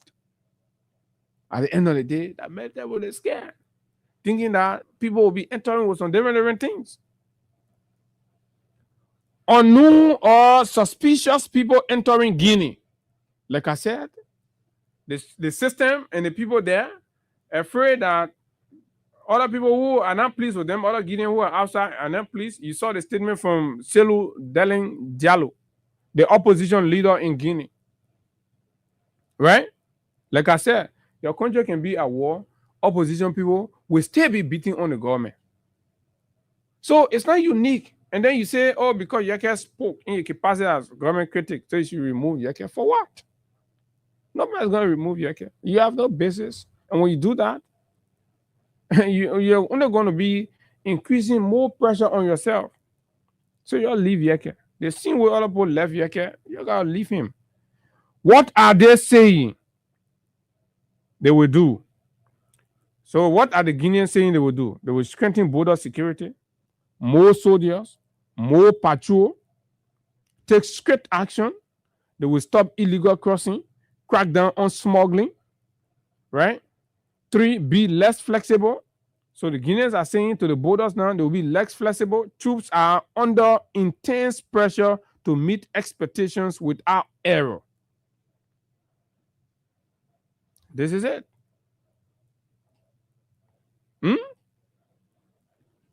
So for those that are troubled and concerned and confused, genuinely and rightfully so, as to why they keep bringing their stuff, but they get their stuff, we get our stuff too now. Are we afraid? And who told you, even if we want to go to war with Guinea, we need born naked to go to war? We don't need born naked to go to war. We go to war with our army. Our commander-in-chief will lead us on the battlefield. And you see in Ukraine, Zelensky can lead a troop. Our commander-in-chief will not fuel Putin or Netanyahu, who will be hiding in the bunker. And then the people will be going. So our commander-in-chief will be in front, will be leading from the front. But look, man, I don't know, Mr. President, this thing is taking a lot of time. We need to find a way past it, right? If we still need to communicate to your Guinean counterpart, if their actions are creating fear for our people, they have to de-escalate that, right? We equally will not tolerate intimidation. We will not sit there and be intimidated and be frightened. Our country must not be at the end of, accepting just anything because somebody think they're powerful and they have military equipments and they come and create panics for our people. No, our people don't need it. And lastly, on this point, lead out for the 8-hour team what Richard Kun and Fala go do in Foya. So Richard Kun and Fala, you see, so why you went Foya now? The men are not cross and go back. So the way all of you getting that convoy, you take BB card and you just show yourself, you go we are. You see how you're making the country to look. How you're making this thing here, everybody about on it. You know, see, send that thing happen. You know, see Guinea sous-prefect, I don't know how they can call it, sous-prefect coming there. Not even before I said the prefect or the prefecti coming. I think superintendent, equivalent of superintendent or deputy superintendent. They both not even come. They've left it exclusively to, those and the agency and the institution are responsible. So because they have trust in them and they're working from the back, supporting them. So why we can support our army people now? Why we can support our Ministry of Defense? When you hear people coming from Conakry to go there, they put from the defense, put from the ministry, from the military, and blah blah blah. But your Jomo, whole country, just to justify eating, chopping your jump, you take BB card and you go there, all of you. So why you say you're educated, you're civilized, you're very experienced in government business? How you running the country? The small children, the small children, high school government, and second be organized more than the way you're running the country. Speaker, deputy speaker, with a money gobblers, all of them, they go there. And guess what? Where they stop? They stop right to the immigration checkpoint. They didn't even cross. They didn't even see the Mancuna Road there about a challenge and all of them. So what y'all going to go do then? Y'all go there. Bele, Guinea, police, army men, Bele, Bush men. Say you can't imagine our old people. That mean all eating show on you say you can't even go. Yeah, so that kind of extra force you're wearing now. You're supposed to go. What kind of confidence you get to go see the things that you could sit down right up Capitol Hill here, invite the disaster management agency to ascertain why, in the face of what's going on, what kind of intervention they are making, to invite the LRRC based on the briefing the president provided for you. Ask the Senate. The Senate has been briefed in full. The Senate is briefed. They know what's up. But they're treating it as a national security conversation, and they will not disclose it. It's classified. So they will not disclose it. But they've been briefed. And I respect it. But equally, we must compel intervention to give hope and assurance to our people along the border. And then we'll come back to the misruled stealings and corruption that's going on in town here, and let's fix our issues. Oh, you're using the Guinea noise thing to be having free ride transportation going over the roof. Lawmakers saying on there, they're fighting for gas slip and things that when people suffering. Nobody's talking for them. Right? Let's hear you, man. 86 104 104. 086 500 104 0776 104 104 are the numbers to call. For those of you in the diaspora, let's hear you. What's your take? Good morning. Good morning, my brother. How you doing? I'm okay. Yeah, this is Esmoka, and I'm the visually impaired pushing for the return of President we are 2029. You know, I like how you discuss the issue. Like AB has always said that Abu is versatile when you talk about diplomacy. And that is the side. So it coincides with reconciliation. How are we supposed to be talking when nothing is being considered? So if the river was the contentious issue, Why not stay at the river until we discuss? But see you moving in, claiming more land, taking more down the villages, people are displaced. They will sit there and, they will sit there claim that government is engaging in a diplomatic way. No. Diplomatic way. When you talk about airfield, the very day the president takes down some of the guys that were around really the David King.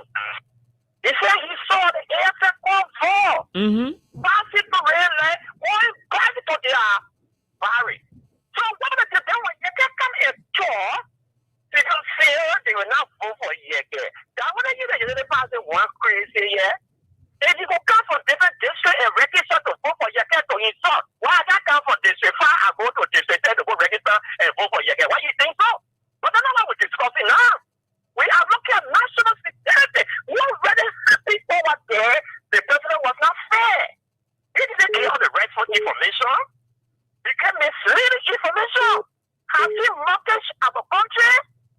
Because in fact, there is information that the foreign minister even advised the president not to make that trick. Because the request was that they should have mixed in articles. But they got in any refuse for the meeting to have go over there that they should go to him. And when they went to him after the meeting, you saw the pastor when they were walking on the city president, if you watch that video, those that see it, they explained it to me, they clearly forget that they were not finding the discussion that took place between those three presidents. Go and watch the video. When you talk about it, people say government responsible, and that was irresponsible government that was in power, they have sent it toys to the border and all that kind of stuff. Then the government can't clear. If they tell us that they are giving the play up to the Guineans, we will relax and wait for time to come. And focus on other issues. I agree. Thank you, my brother. And here's the thing. So, I mean, every say from the get-go and the meeting, because when at the conclusive point, when diplomacy conclude, that's when you enter into treaties, communicate, and you sign, and resolutions and what have you. That's going to be the joint understanding. So the diplomacy thing finished nonsense. So now, whatever we are experiencing is the result of the diplomatic process that happened. So for somebody to stay put you under the impression that as things are going on, they still doing diplomacy, they're lying to you. They're not doing any diplomacy. Finished. They already signed a communique. They concluded on a diplomatic note. The understanding was reached between them. And then when that understanding was reached, and I see you say, oh, we thank the government. So what are you thinking? I keep telling you, what are you thanking the government for?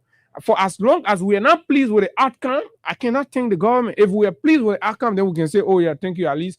But the fact that the outcome happened and we are not pleased, we are still raising issue. You take the microphone to Lofa, the towns and villages there, they're still concerned. Then why are you thanking the government? So those of you who say, oh, we won't thank the president, and he's not addressing it. But what option he has? So you pretty much tell me what other option he has. Right? The option he had was to compromise, and that's exactly what he did.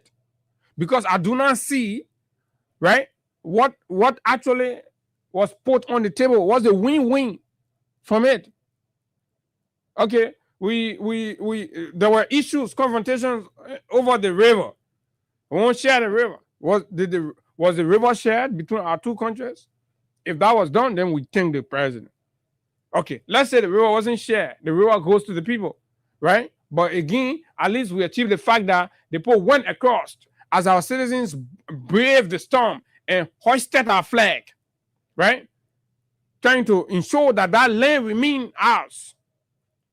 If our government had engaged in spite of whatever agreement the Guinean talked about and make compelling diplomatic case and speak, because diplomacy has transcended now is people center, and that's what you see state institutions are interacting with each other. There's a diplomatic relation between the armed forces of Liberia and the armed forces of Guinea, the Ministry of Defense of Liberia, the Ministry of Defense of Guinea. That's why at the ECOWAS level, you have this ministerial council. They meet there. The different heads of ministry, different heads of defense, blah, blah, blah. They meet at different level, different point. They have interactions. They share note.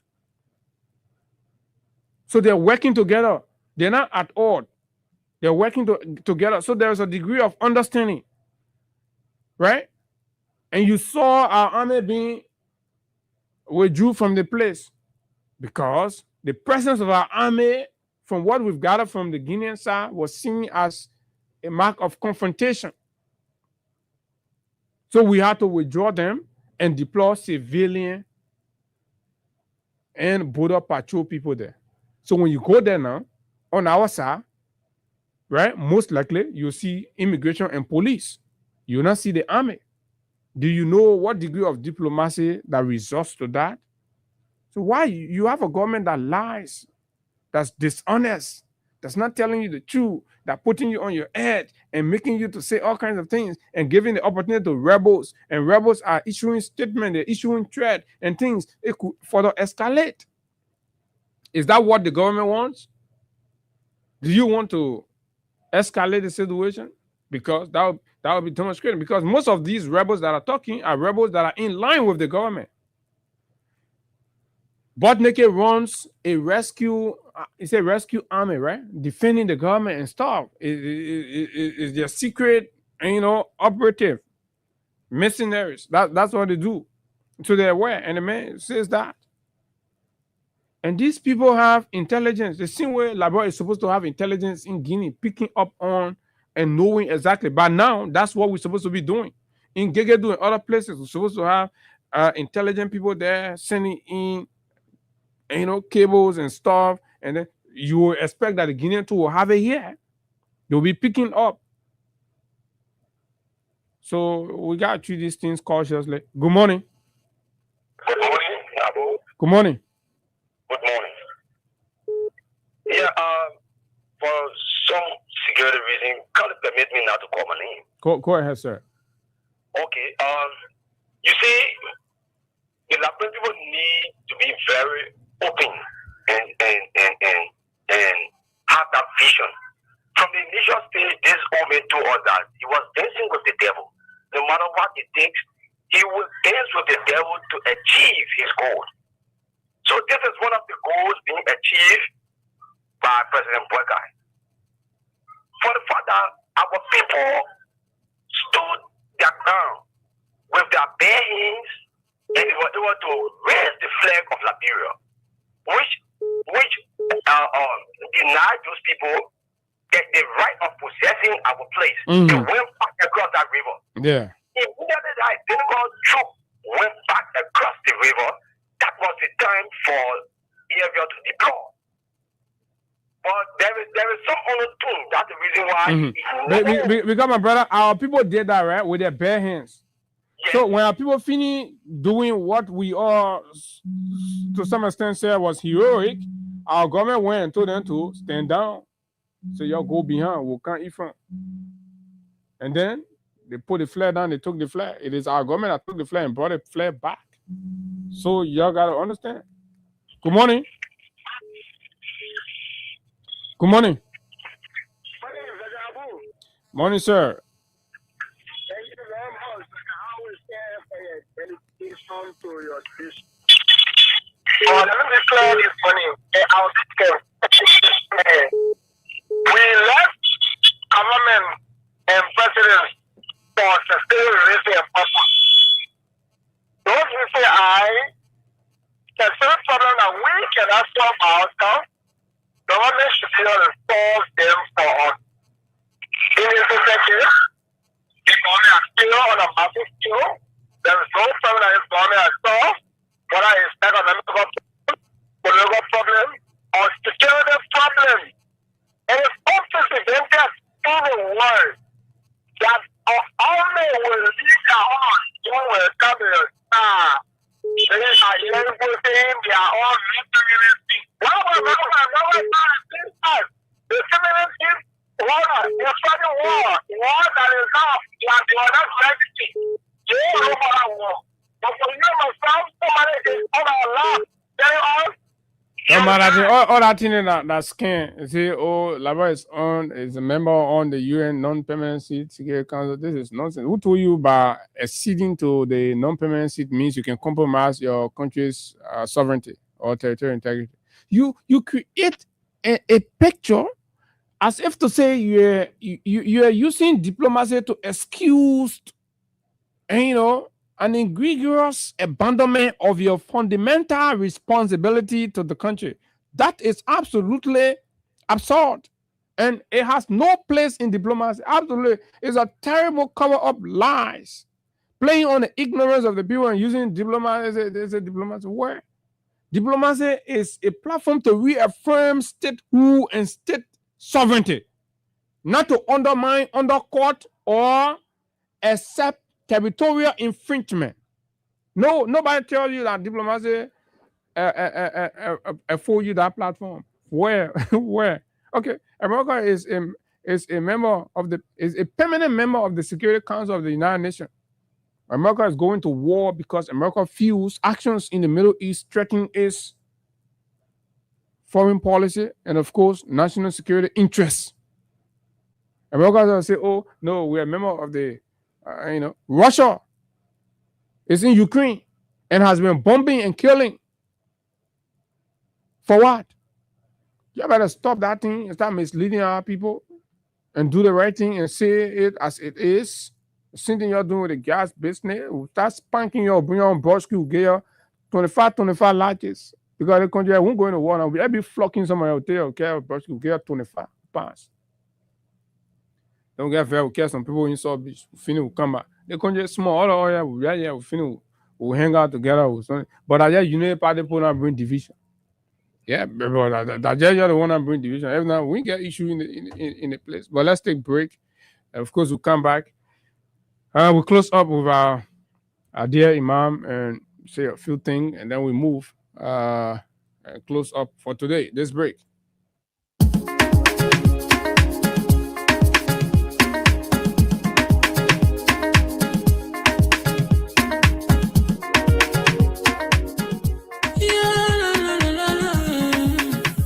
Shabba musical. There are crowds in many places, in every community, you can see. So if you see crime, you will report it. Don't take law in your hands for the real authority. That it can't take your law in.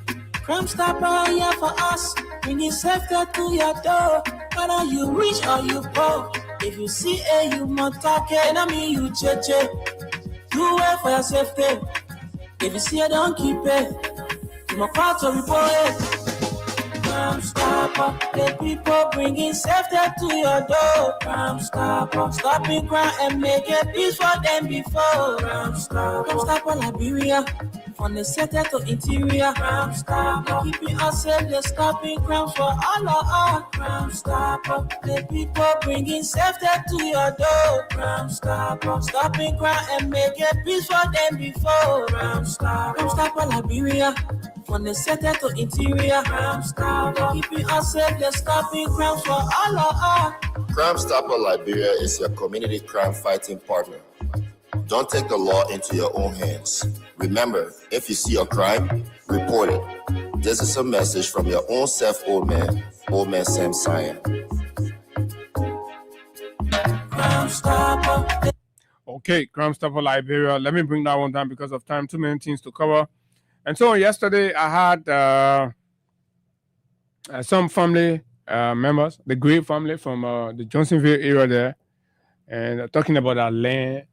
And along the process, the interview, and of course, on opening the lines, Mr. Bobby Wayfield called in from the office of Senator Sir Joseph and PAP's political leader and presidential hopeful, Sir Joseph, right? He called in to say that the claims and the conversations the guys were making were untrue, and that they had the facts. Remember, he promised to be here on today. He did not show up. I called him to finalize it. He said that because we owe it to you, so I got to tell you. He said that he was going to Conakry, right? You're going to be in Conakry today, so you can't be here. But then he said you'll be here tomorrow. So precondition to that was on yesterday he was going to send me all the documents. They're part of the document. And I'd like to report to you that SAR office did not send me any counter document to what the guys said or presented. So these are the documents. That's the reason why I brought a minute on the document copy. All the minute document copies here. You see? So the moment and people are going to send it now, then me I let it be fair in my team. I look at the minute I look at your own. I pull it up. We all see it. Nobody going to tell their friends, say, oh, they may lie on me, blah, blah, blah. We call the case right here in the Code of Public Opinion. So that is that. It's important for our people to know because the whole land grab and issues been going on in the country. So the guys announced a massive eviction and demolition exercise in that Lower Johnsonville, Mount Barkley, Nimba United area, affecting up to 200 homes, right? Liman Bowie, and a host of other permanent sons and daughters of this country have all got property on the land. So SAR office decided to say they will come in. They did not come, but let's see how tomorrow becomes. If they come, fine. And if they don't, it's up to you to know what is going on. So, and then I stumbled across something where, Emmanuel Gonkwe is saying, I know all kinds of things, but you don't take Emmanuel seriously. Emmanuel was part of those organizing militias to harass our people to vote for Unity Party and Mr. Boakai. So everything he says is a blatant lie. People like that, they speak because certain expectation they have is not coming forth and then they want a big issue. Do you know what it means to take militia, put them in red clothes, harassing towns and villages, right? With machetes, going after our people, comparing them to vote for Unity Party, and then you come out and tell us, oh, Unity Party have not lived. No, they're not true. We have our own messengers. We're not listening to you. You don't take it seriously. And then last time we go to Ente Yatta. And Ente Yatta have posted something somebody shared. Yesterday I shared something about the First Lady in Sierra Leone, Fatima Bio, has been invited to the U.S. for a U.S. government interactive summit or section, right? So then I wonder why, with the relationship between Liberia and the U.S., that our own First Lady wasn't invited. I tried to ask whether she wasn't invited, and from the look of things, it's apparent that she did not get an invitation. We've not seen our First Lady making these kinds of valuable travels and all of that. She just talked in that office. And so this is what she says. Class, competence, and commitment. Behind every great movement is a woman meticulously reviewing the details. So Mayata is saying now in the mansion, whole day reviewing details. Her fellow First Lady going to Washington, they're getting involved with global debate, regional conversations, and impacting children, women, the elderly, profiling their vision and ideas. She's saying taking newspaper, opening it, say, oh, that class, that competent, and behind every great movement is a woman meticulously reviewing. So you're saying meticulously reviewing your friend, shaping the war. Their contributions and their submissions are helping to shape the war, right? Fatima Bio is going to the U.S. and other regional First Ladies are going. You say now, all day, you're passing around, you say, meticulous what? So you meticulously reviewing the detail for your land going, for a lady. And you see the play the problem can come. You say, the people experience.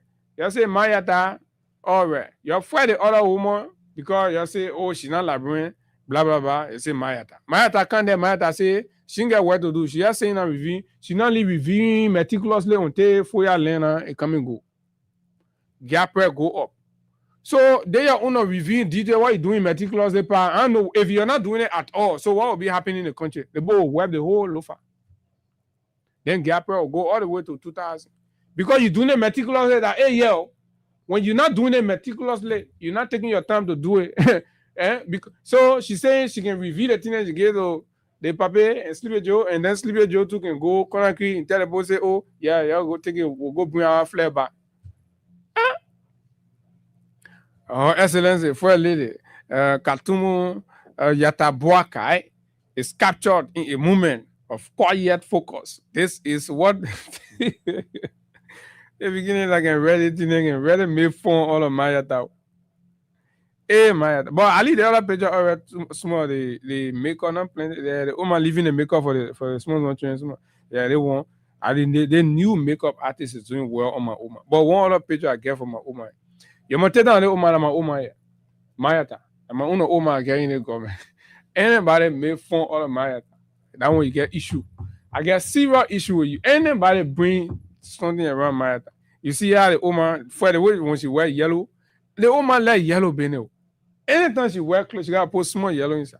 And then the first makeup artist they have, will just take yellow powder and waste it on her face. You can't even see your eyeball yellow. Oh, they think it's a bit ugly, but at least they won't looking orange. And you see, they want a family talk talking.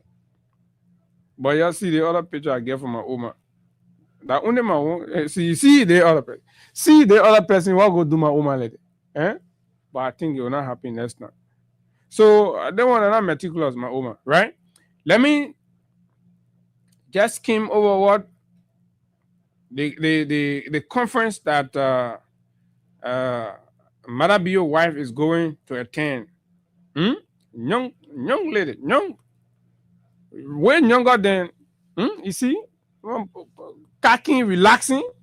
The world recognize her, the world sees her, the world follow her. But Mayata, we've been hearing Mayata was selling donuts. So what? All donut seller and co-water seller get to go contribute in Washington to global issue. Apparently, because people gotta look at a track record and see what you can contribute and then they invite you. So, First Lady Fatima Bio, as I depart Sierra Leone to honor this invitation, it is with great honor and a deep sense of responsibility that I accept the opportunity to join the Global Coalition Summit, fostering the future together at the White House, Washington, D.C. Mayata saying in the player. So all the women, I know what they hope for you. Mother be on the web. Mayata saying I'm putting makeup, yellow clothes, red clothes, green makeup, green clothes. That the first lady will get. All other first lady are making strides. I am profoundly pleased to stand as a voice for Africa. Where are on Mayata will be saying Mayata can 3 year counting, we see where Mayata now represent Labor before we talk about represent Africa. So I know Babati, small children, birthday party, also can be going to in Ghana and other places of the friend again, the training wedding, they see Mayata go there, right? I mean, what is the truth? God say the truth. Representing not only our continent, but the millions of children whose future depend on the choices we make today. First lady. You see, kind of thing first ladies are supposed to be involved with? And you see, first lady, what she invested in the children, right? The orphanage. I don't know, first lady. She said she reviewed meticulously and sent the letter to her husband and tell her husband, say, they must go politicize that one and take it. So they posting all that record. Say, but the other former donor and co-water seller can't really talk for children and teenagers. So y'all gotta leave. They'll be saying that meticulously being on the other side. The safety and dignity and well-being of our children. Thus, for the Mayata. As Africa continues to embrace technology as a tool for education, innovation, and opportunity, we must also confront the growing risks within the digital space. When will Mayata get involved with this kind of thing? What kind of idea that donor and co-author experience going share? I know the children who say Mayata usually selling donor and co-author in real. I don't know. Me, I see it, but if you say that what you usually be selling there, you can't use that kind of experience on global platform. No, nobody invited to kind of summit like that. But anyway, let me leave my open small. Okay, folks, welcome. We're about to go now, but again, recently the chief imam of Liberia has been in the news. And I like to maintain that in a country where we are very religious, irrespective whether Christian or Muslims, we espouse religion very profoundly, and religion makes the center of most of what we do as a people, times in and out. Liberians have always cleaved, to religion as the way to solving all of our problems. So respect our religious leaders very well. To the point where others believe that elements are using religion to keep our people down. Because for the fact that our people are extremely God-fearing and they believe in religion, so it is easier to use religion as a tool to get them, to lure them into things without investigation and, of course, proper evaluation. And they accept. So they accept everything on face value once it comes from a religious person. And the country has been entrapped that way for many, many years. But then counting from other perspectives, we still not seeing even upgrade into moral uprightness of the society. Morality-wise will remain low in spite of the extreme and heightened religiosity in the country. We still have prostitution on the increase. We still have, even homosexuality is making inroad in the society. It has become a taboo topic. People can't talk about it, but it's going on in the country, right? These are the subject matter you expect that religiosity will be emphasized on because it has got to do with threatening the moral fabric and walls of our society.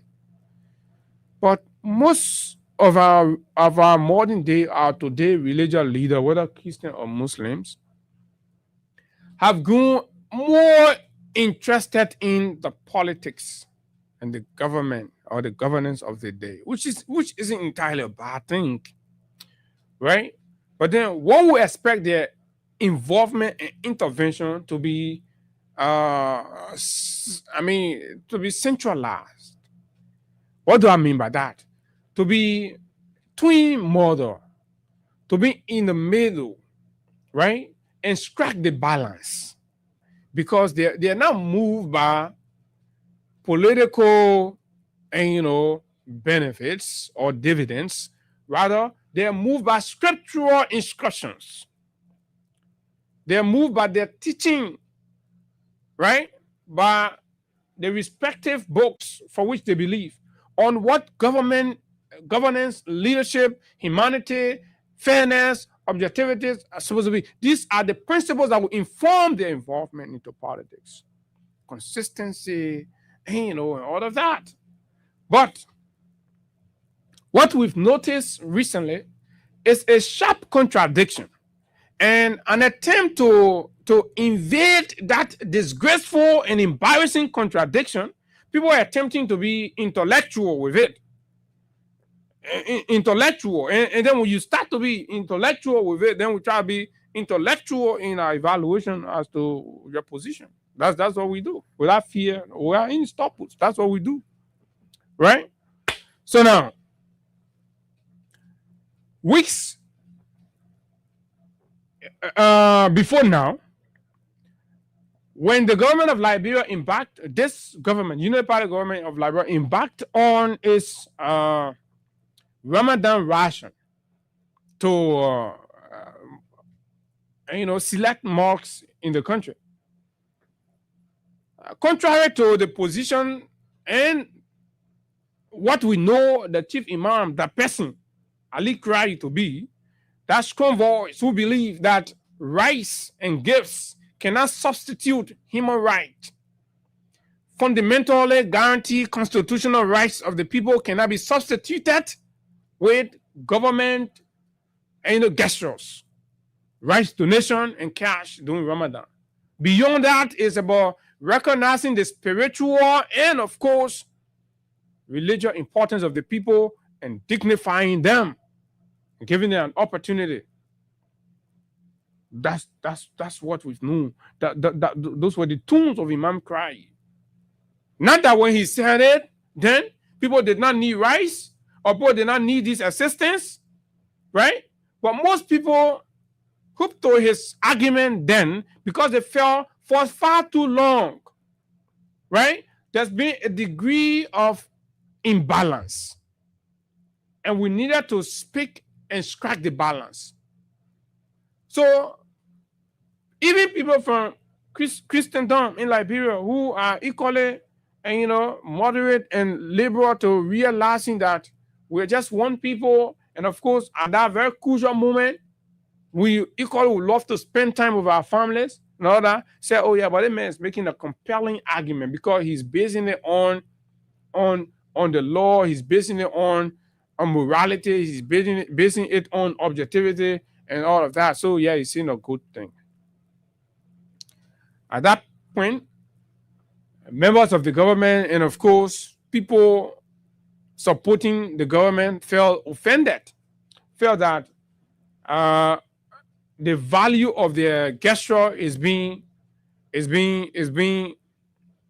reduced to nothing based on the argument that's being put forth, so that the population, the degree of effect that they thought they would have, garner out of that is being watered down because a religious, a lead man in the faith has condemned it.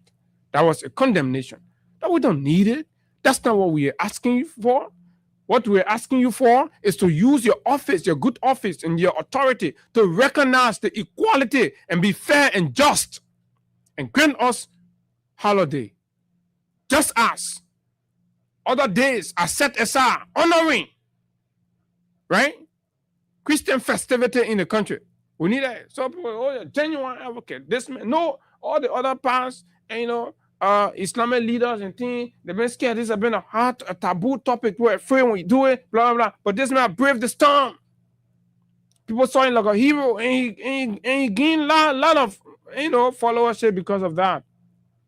Not knowing that beyond that loud advocacy was a hidden motive that will be uncovered subsequently when his darling Unity Party wins the presidency and comes back to power.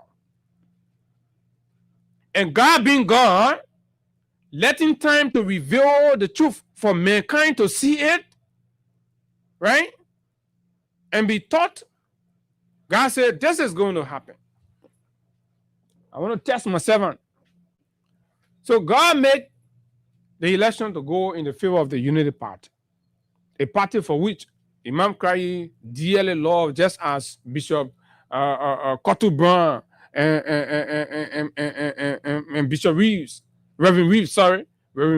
So they are the very, elite prelates in the country, irrespective. They for some other elitist reasons, they are Unity partisans, which is their rights. But again, to be seen as men of God for everybody. So sometimes it becomes like that. So how other people in other parties see you? Do they see you as interceding on their behalf as well? It becomes a question. You can't fight them if they don't recognize you because you've already taken a political side. So they won. They jubilated, they celebrated, they went, they attended all the programs, they were happy that the Unity Party has won. But the moral community was still expecting. In fact, was even more hopeful that the proximity now to power will make it easier for the advocates to yield result. Year 1 came and passed, perpetual silence. Year 2, graveyard silence, cemetery silence. The silence was loud and spoke very loud. Nobody's hearing. So people say, okay, but then what's going on? Then the one that broke the camel's back, when we all witnessed the very man that criticized and condemned gifting rights to Muslims, instead of declaring holidays for them to celebrate, the man was seen, right, leading and driving behind a truck from one mosque to the other mosque, distributing. So from an advocate for Muslim holiday to a rights distributor, from a man who criticized and condemned rights to the man distributing rights and telling the people, your e-rest, that rest your need, your e-rest. That was Islam. But that was a very profound revelation from God to all of us. Now look, not everybody you see yelling, people sometimes get ulterior motives. And Imam Kari is one such person.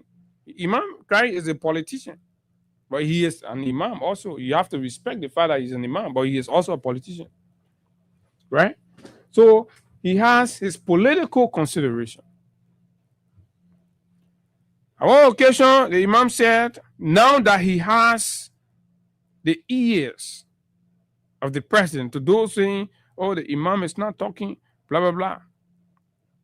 I say, now that he has the ears of the president, he's not going to use the microphone. That's the imam. So this one time he preached at the Eid prayer on Ramadan, on this gone Friday. And when we expected that the imam message would be to what? To make amends and try to renew his advocacy in court.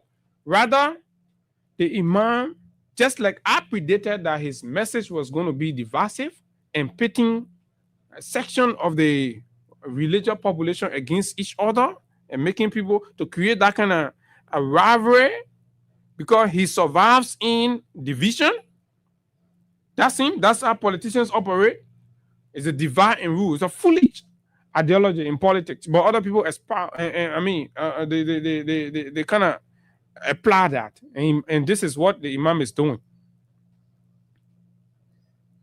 So he used that as a moment, right?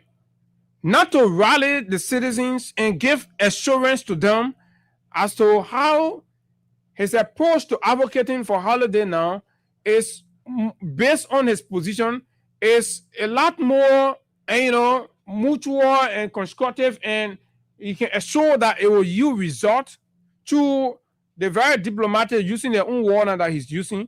But rather, what did the imam do? The imam used the occasion to pit sectional war, division, ethnic rivalry, tribal bigotry, discrimination, igniting tension among a group of people feeling marginalized that need to consolidate more and work in unison, in togetherness, right? And then he sent out a message. But this has done nothing to the Ummah, right? It has only united the Ummah more. But what it has done is it has presented a picture of Imam himself and his true intentions to the people, for the people to know this man and know his mission.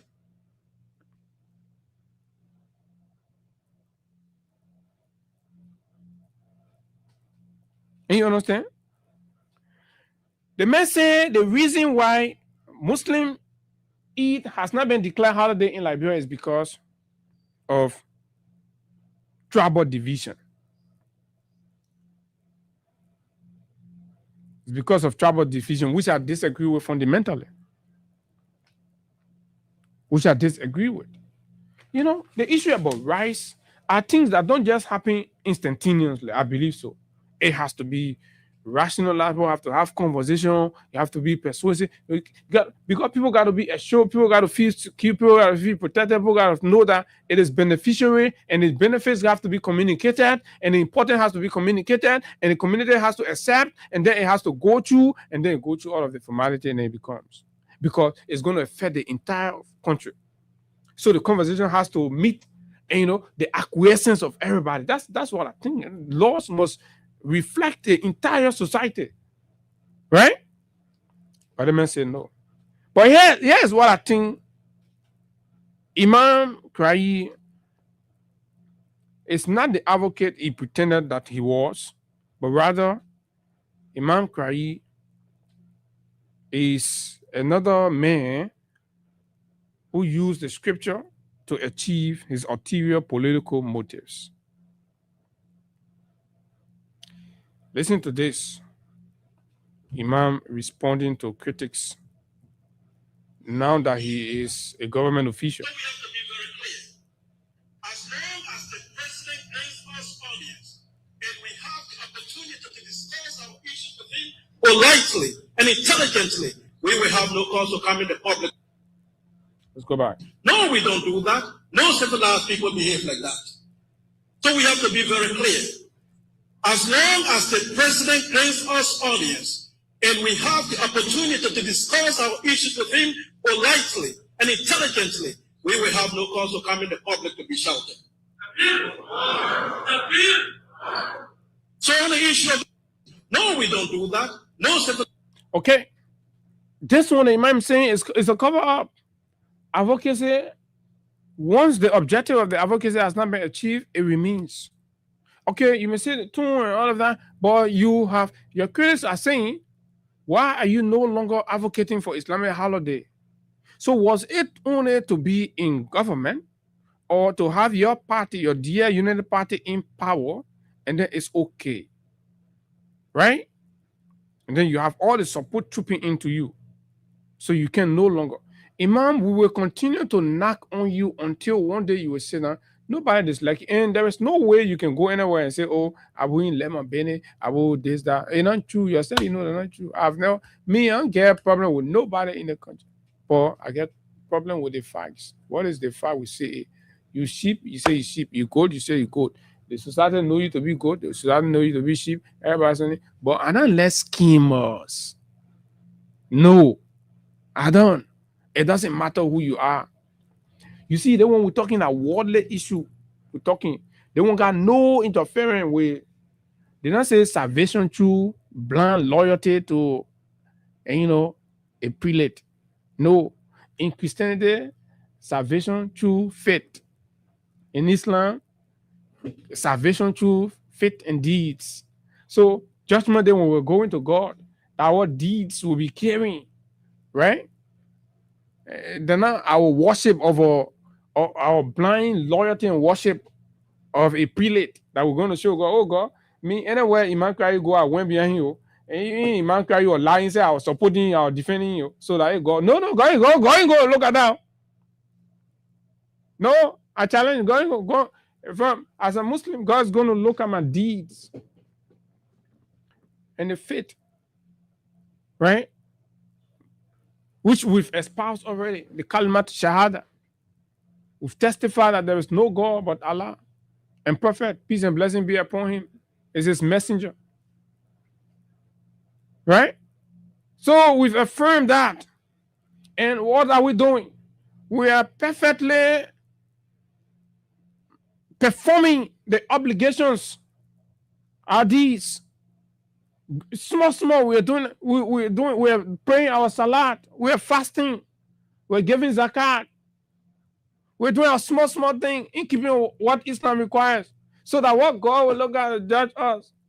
So part of that also is our advocacy for humanity, for the welfare, equality, and well-being and decent treatment of the people. God will reward us for that, and God will reward us for speaking truth to power. For those who believe that they can use their position and privilege in society to silence and, of course, deny people's right.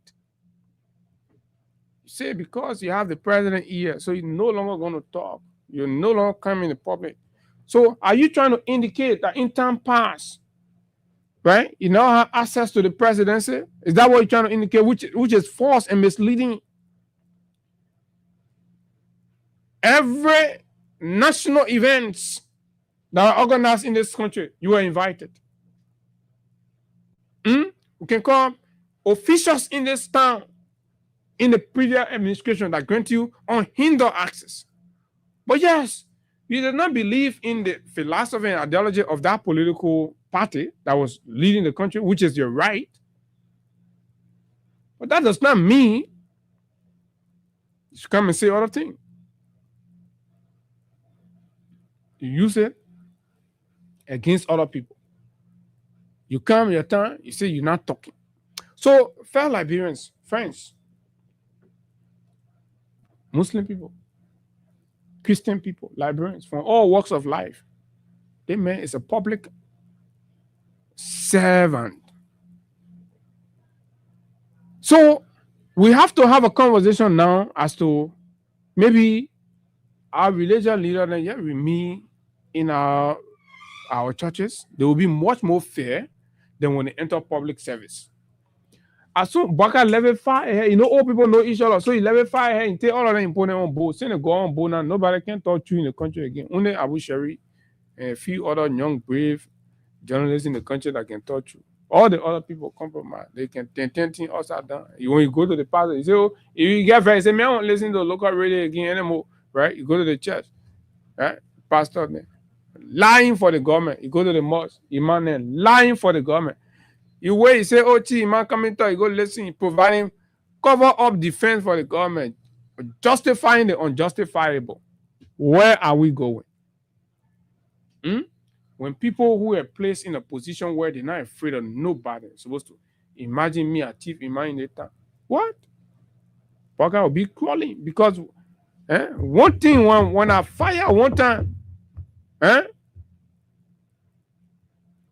look at Imam Biko in Mali.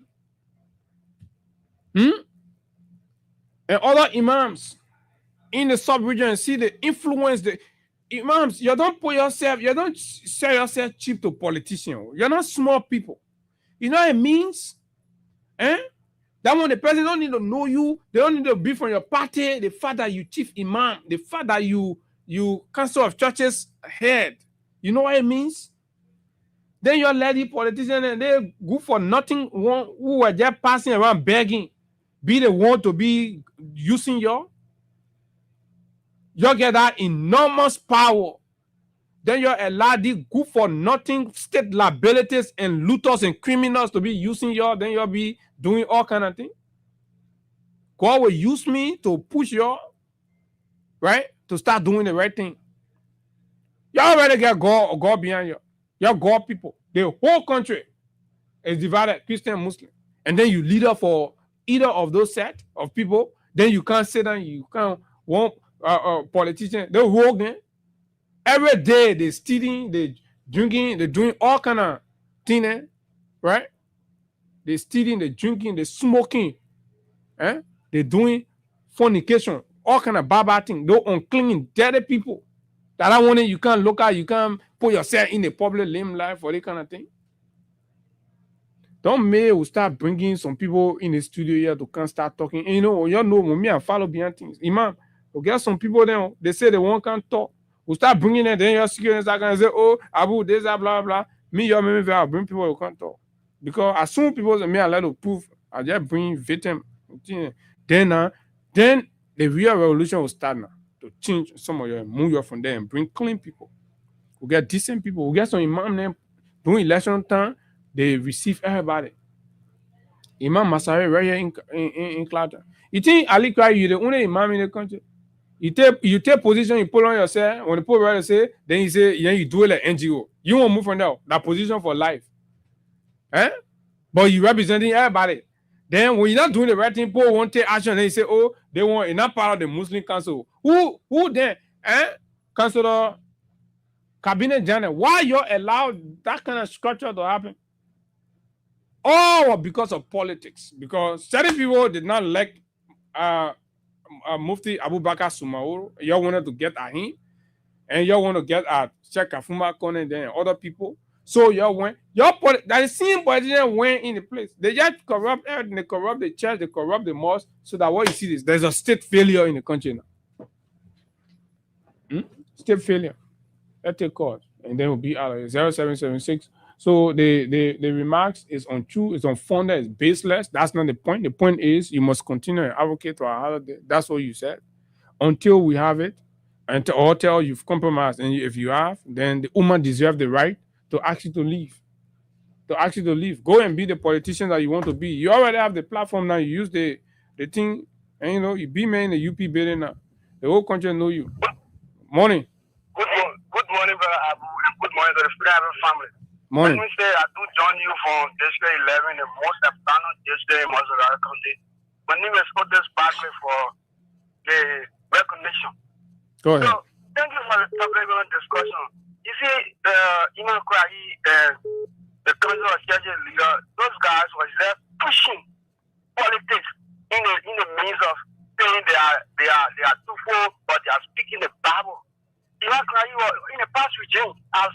go to a program where Imam Cry was saying, "Oh, Lord, and I see you're talking about is happening in the United Party government. One day you hear Imam Cry speaking against it. Why? The man they beat Imam. The people went. People beating Imam. Imam Cry went as a leader and spokesman of the imams in the country. He went justify that one because you want to defend his party. By him because he is somehow connected to Joseph Baga and Greg Como. So you will not say anything. Okay, thank you very much. Good morning. Even imams don't feel safe under your leadership. So why you stay over the people? Morning, let's hear you. I'm taking calling from people. Go ahead. A council just in the Iman, you think we'll get only for them? The people are better doing people. But the pastor said they call you better doing, they say they are better doing Iman and pastor. You know, over the pastor, they all back up. There's a pastor on the foundation. He just on the ball. But the pastor said that's what prayer side we are. Today, he just on the ball, a woman working EFBC. They can tell anything, a woman working EFBC, I can go on in now. But I didn't say hospital. He just on the ball. He can tell anything, he can the matches. They get Nima can't play, Lupa can't play. But the pastor said it was prayer side. Now, you can't tell anything. But why? He just on the ball. It's too much in back pocket. So the kind of people, what you can tell me, they're not the fool.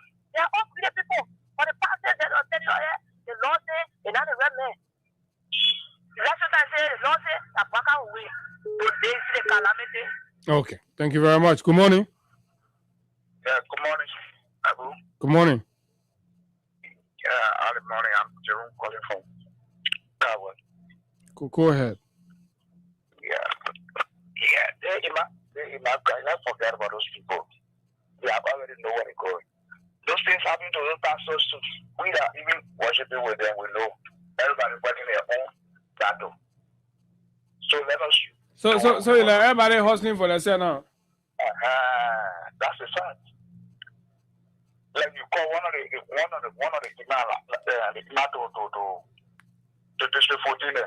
I've seen that man. That's or the past government. But I've seen him interacting. But like he was saying now, people fighting one another. You will never see a good person be successful except you ain't no God put you there. That's all. Politics enter everywhere. So wow. I like. Okay. That's what Thank you very much. Okay. So this is it. So you see, that means the society is losing trust, and that is the least thing that should happen. It should be a wake-up call. Look, we are not criticizing y'all because we have a problem with y'all, and some of you will go on and try to interpret. It's because we want you to be better. We want even ourselves to be checkmated by you. But how do I feel comfortable and believe in the fairness of your judgment as a religious leader in my country? In the event where you invite me, when I see you demonstrating open partisanship and loyalty to a regime that oppresses the people daily. Good morning. Good morning, Abu. This is Reverend Festus Lowe. Go ahead, Reverend. Well, look, your topic is so interesting, and I want to say thanks for the topic. Abu, the sad about it is the spiritual atmosphere over the nation is polluted. And because that spiritual aspect of the nation is polluted, there is a physical manifestation. You remember I questioned the election of Reverend Reeves from the Baptist Church when he was taking over I did that not because I was the chaplain of the CDC at the time, but I knew that position was a sacred position that needed to be neutral. But here is it. There are certain religious groups, both Christian and Muslims, that are part of the conflict of Liberia. The division is there. They have formed themselves into a society that, in as much you don't have a connection with them, they will oppose you. the very thing that I said is what happened to the Liberian Council of Churchill Extension, the religious community, the religious council, the Muslim council. Those people went against a government, a president that is never liked, that is never loved. Indeed, they didn't see that government or that president to be part of them. See what happened today. The whole system is compromised. The whole system. Hello? Yeah, go ahead. Yeah. So that's what's happening. In my play, I mean, this was the man I met on series of occasions. I understand his view. I understand he never liked the former President Weah. He was not either. For every gathering, he was more political. They see with Reverend Reeves from the Baptist Church. Mm-hmm. I remember attending a service at the Restoration Baptist Church when Bishop Gadi Johnson was being crowned as bishop. I remember his sermon when the former president was there.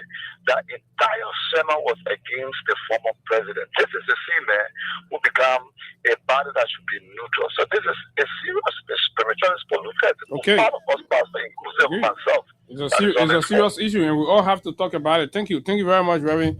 Okay, time is up. Uptown Pui, just throw in quickly on the 30 seconds.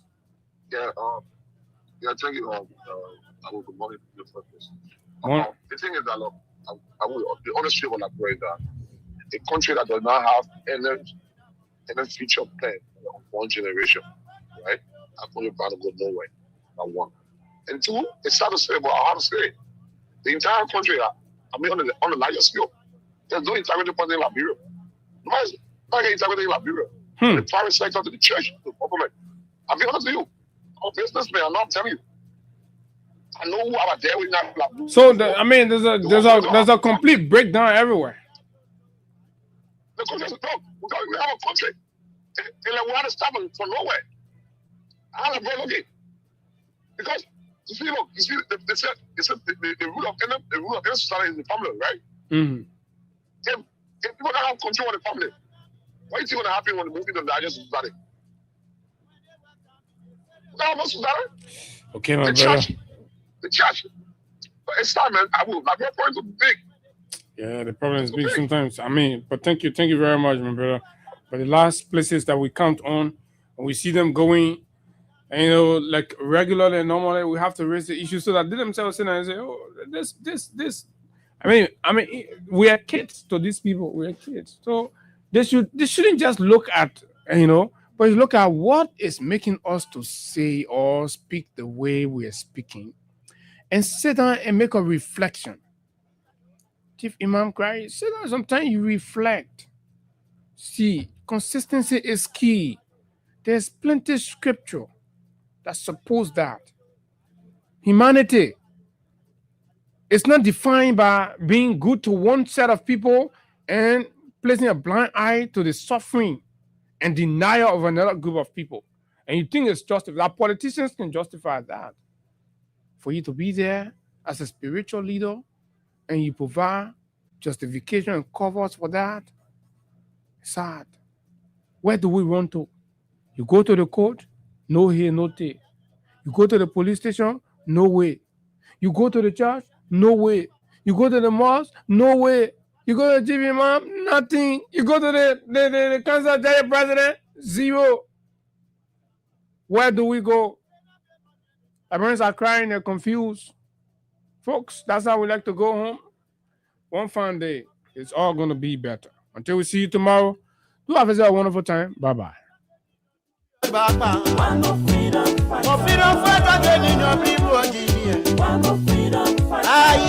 fighter,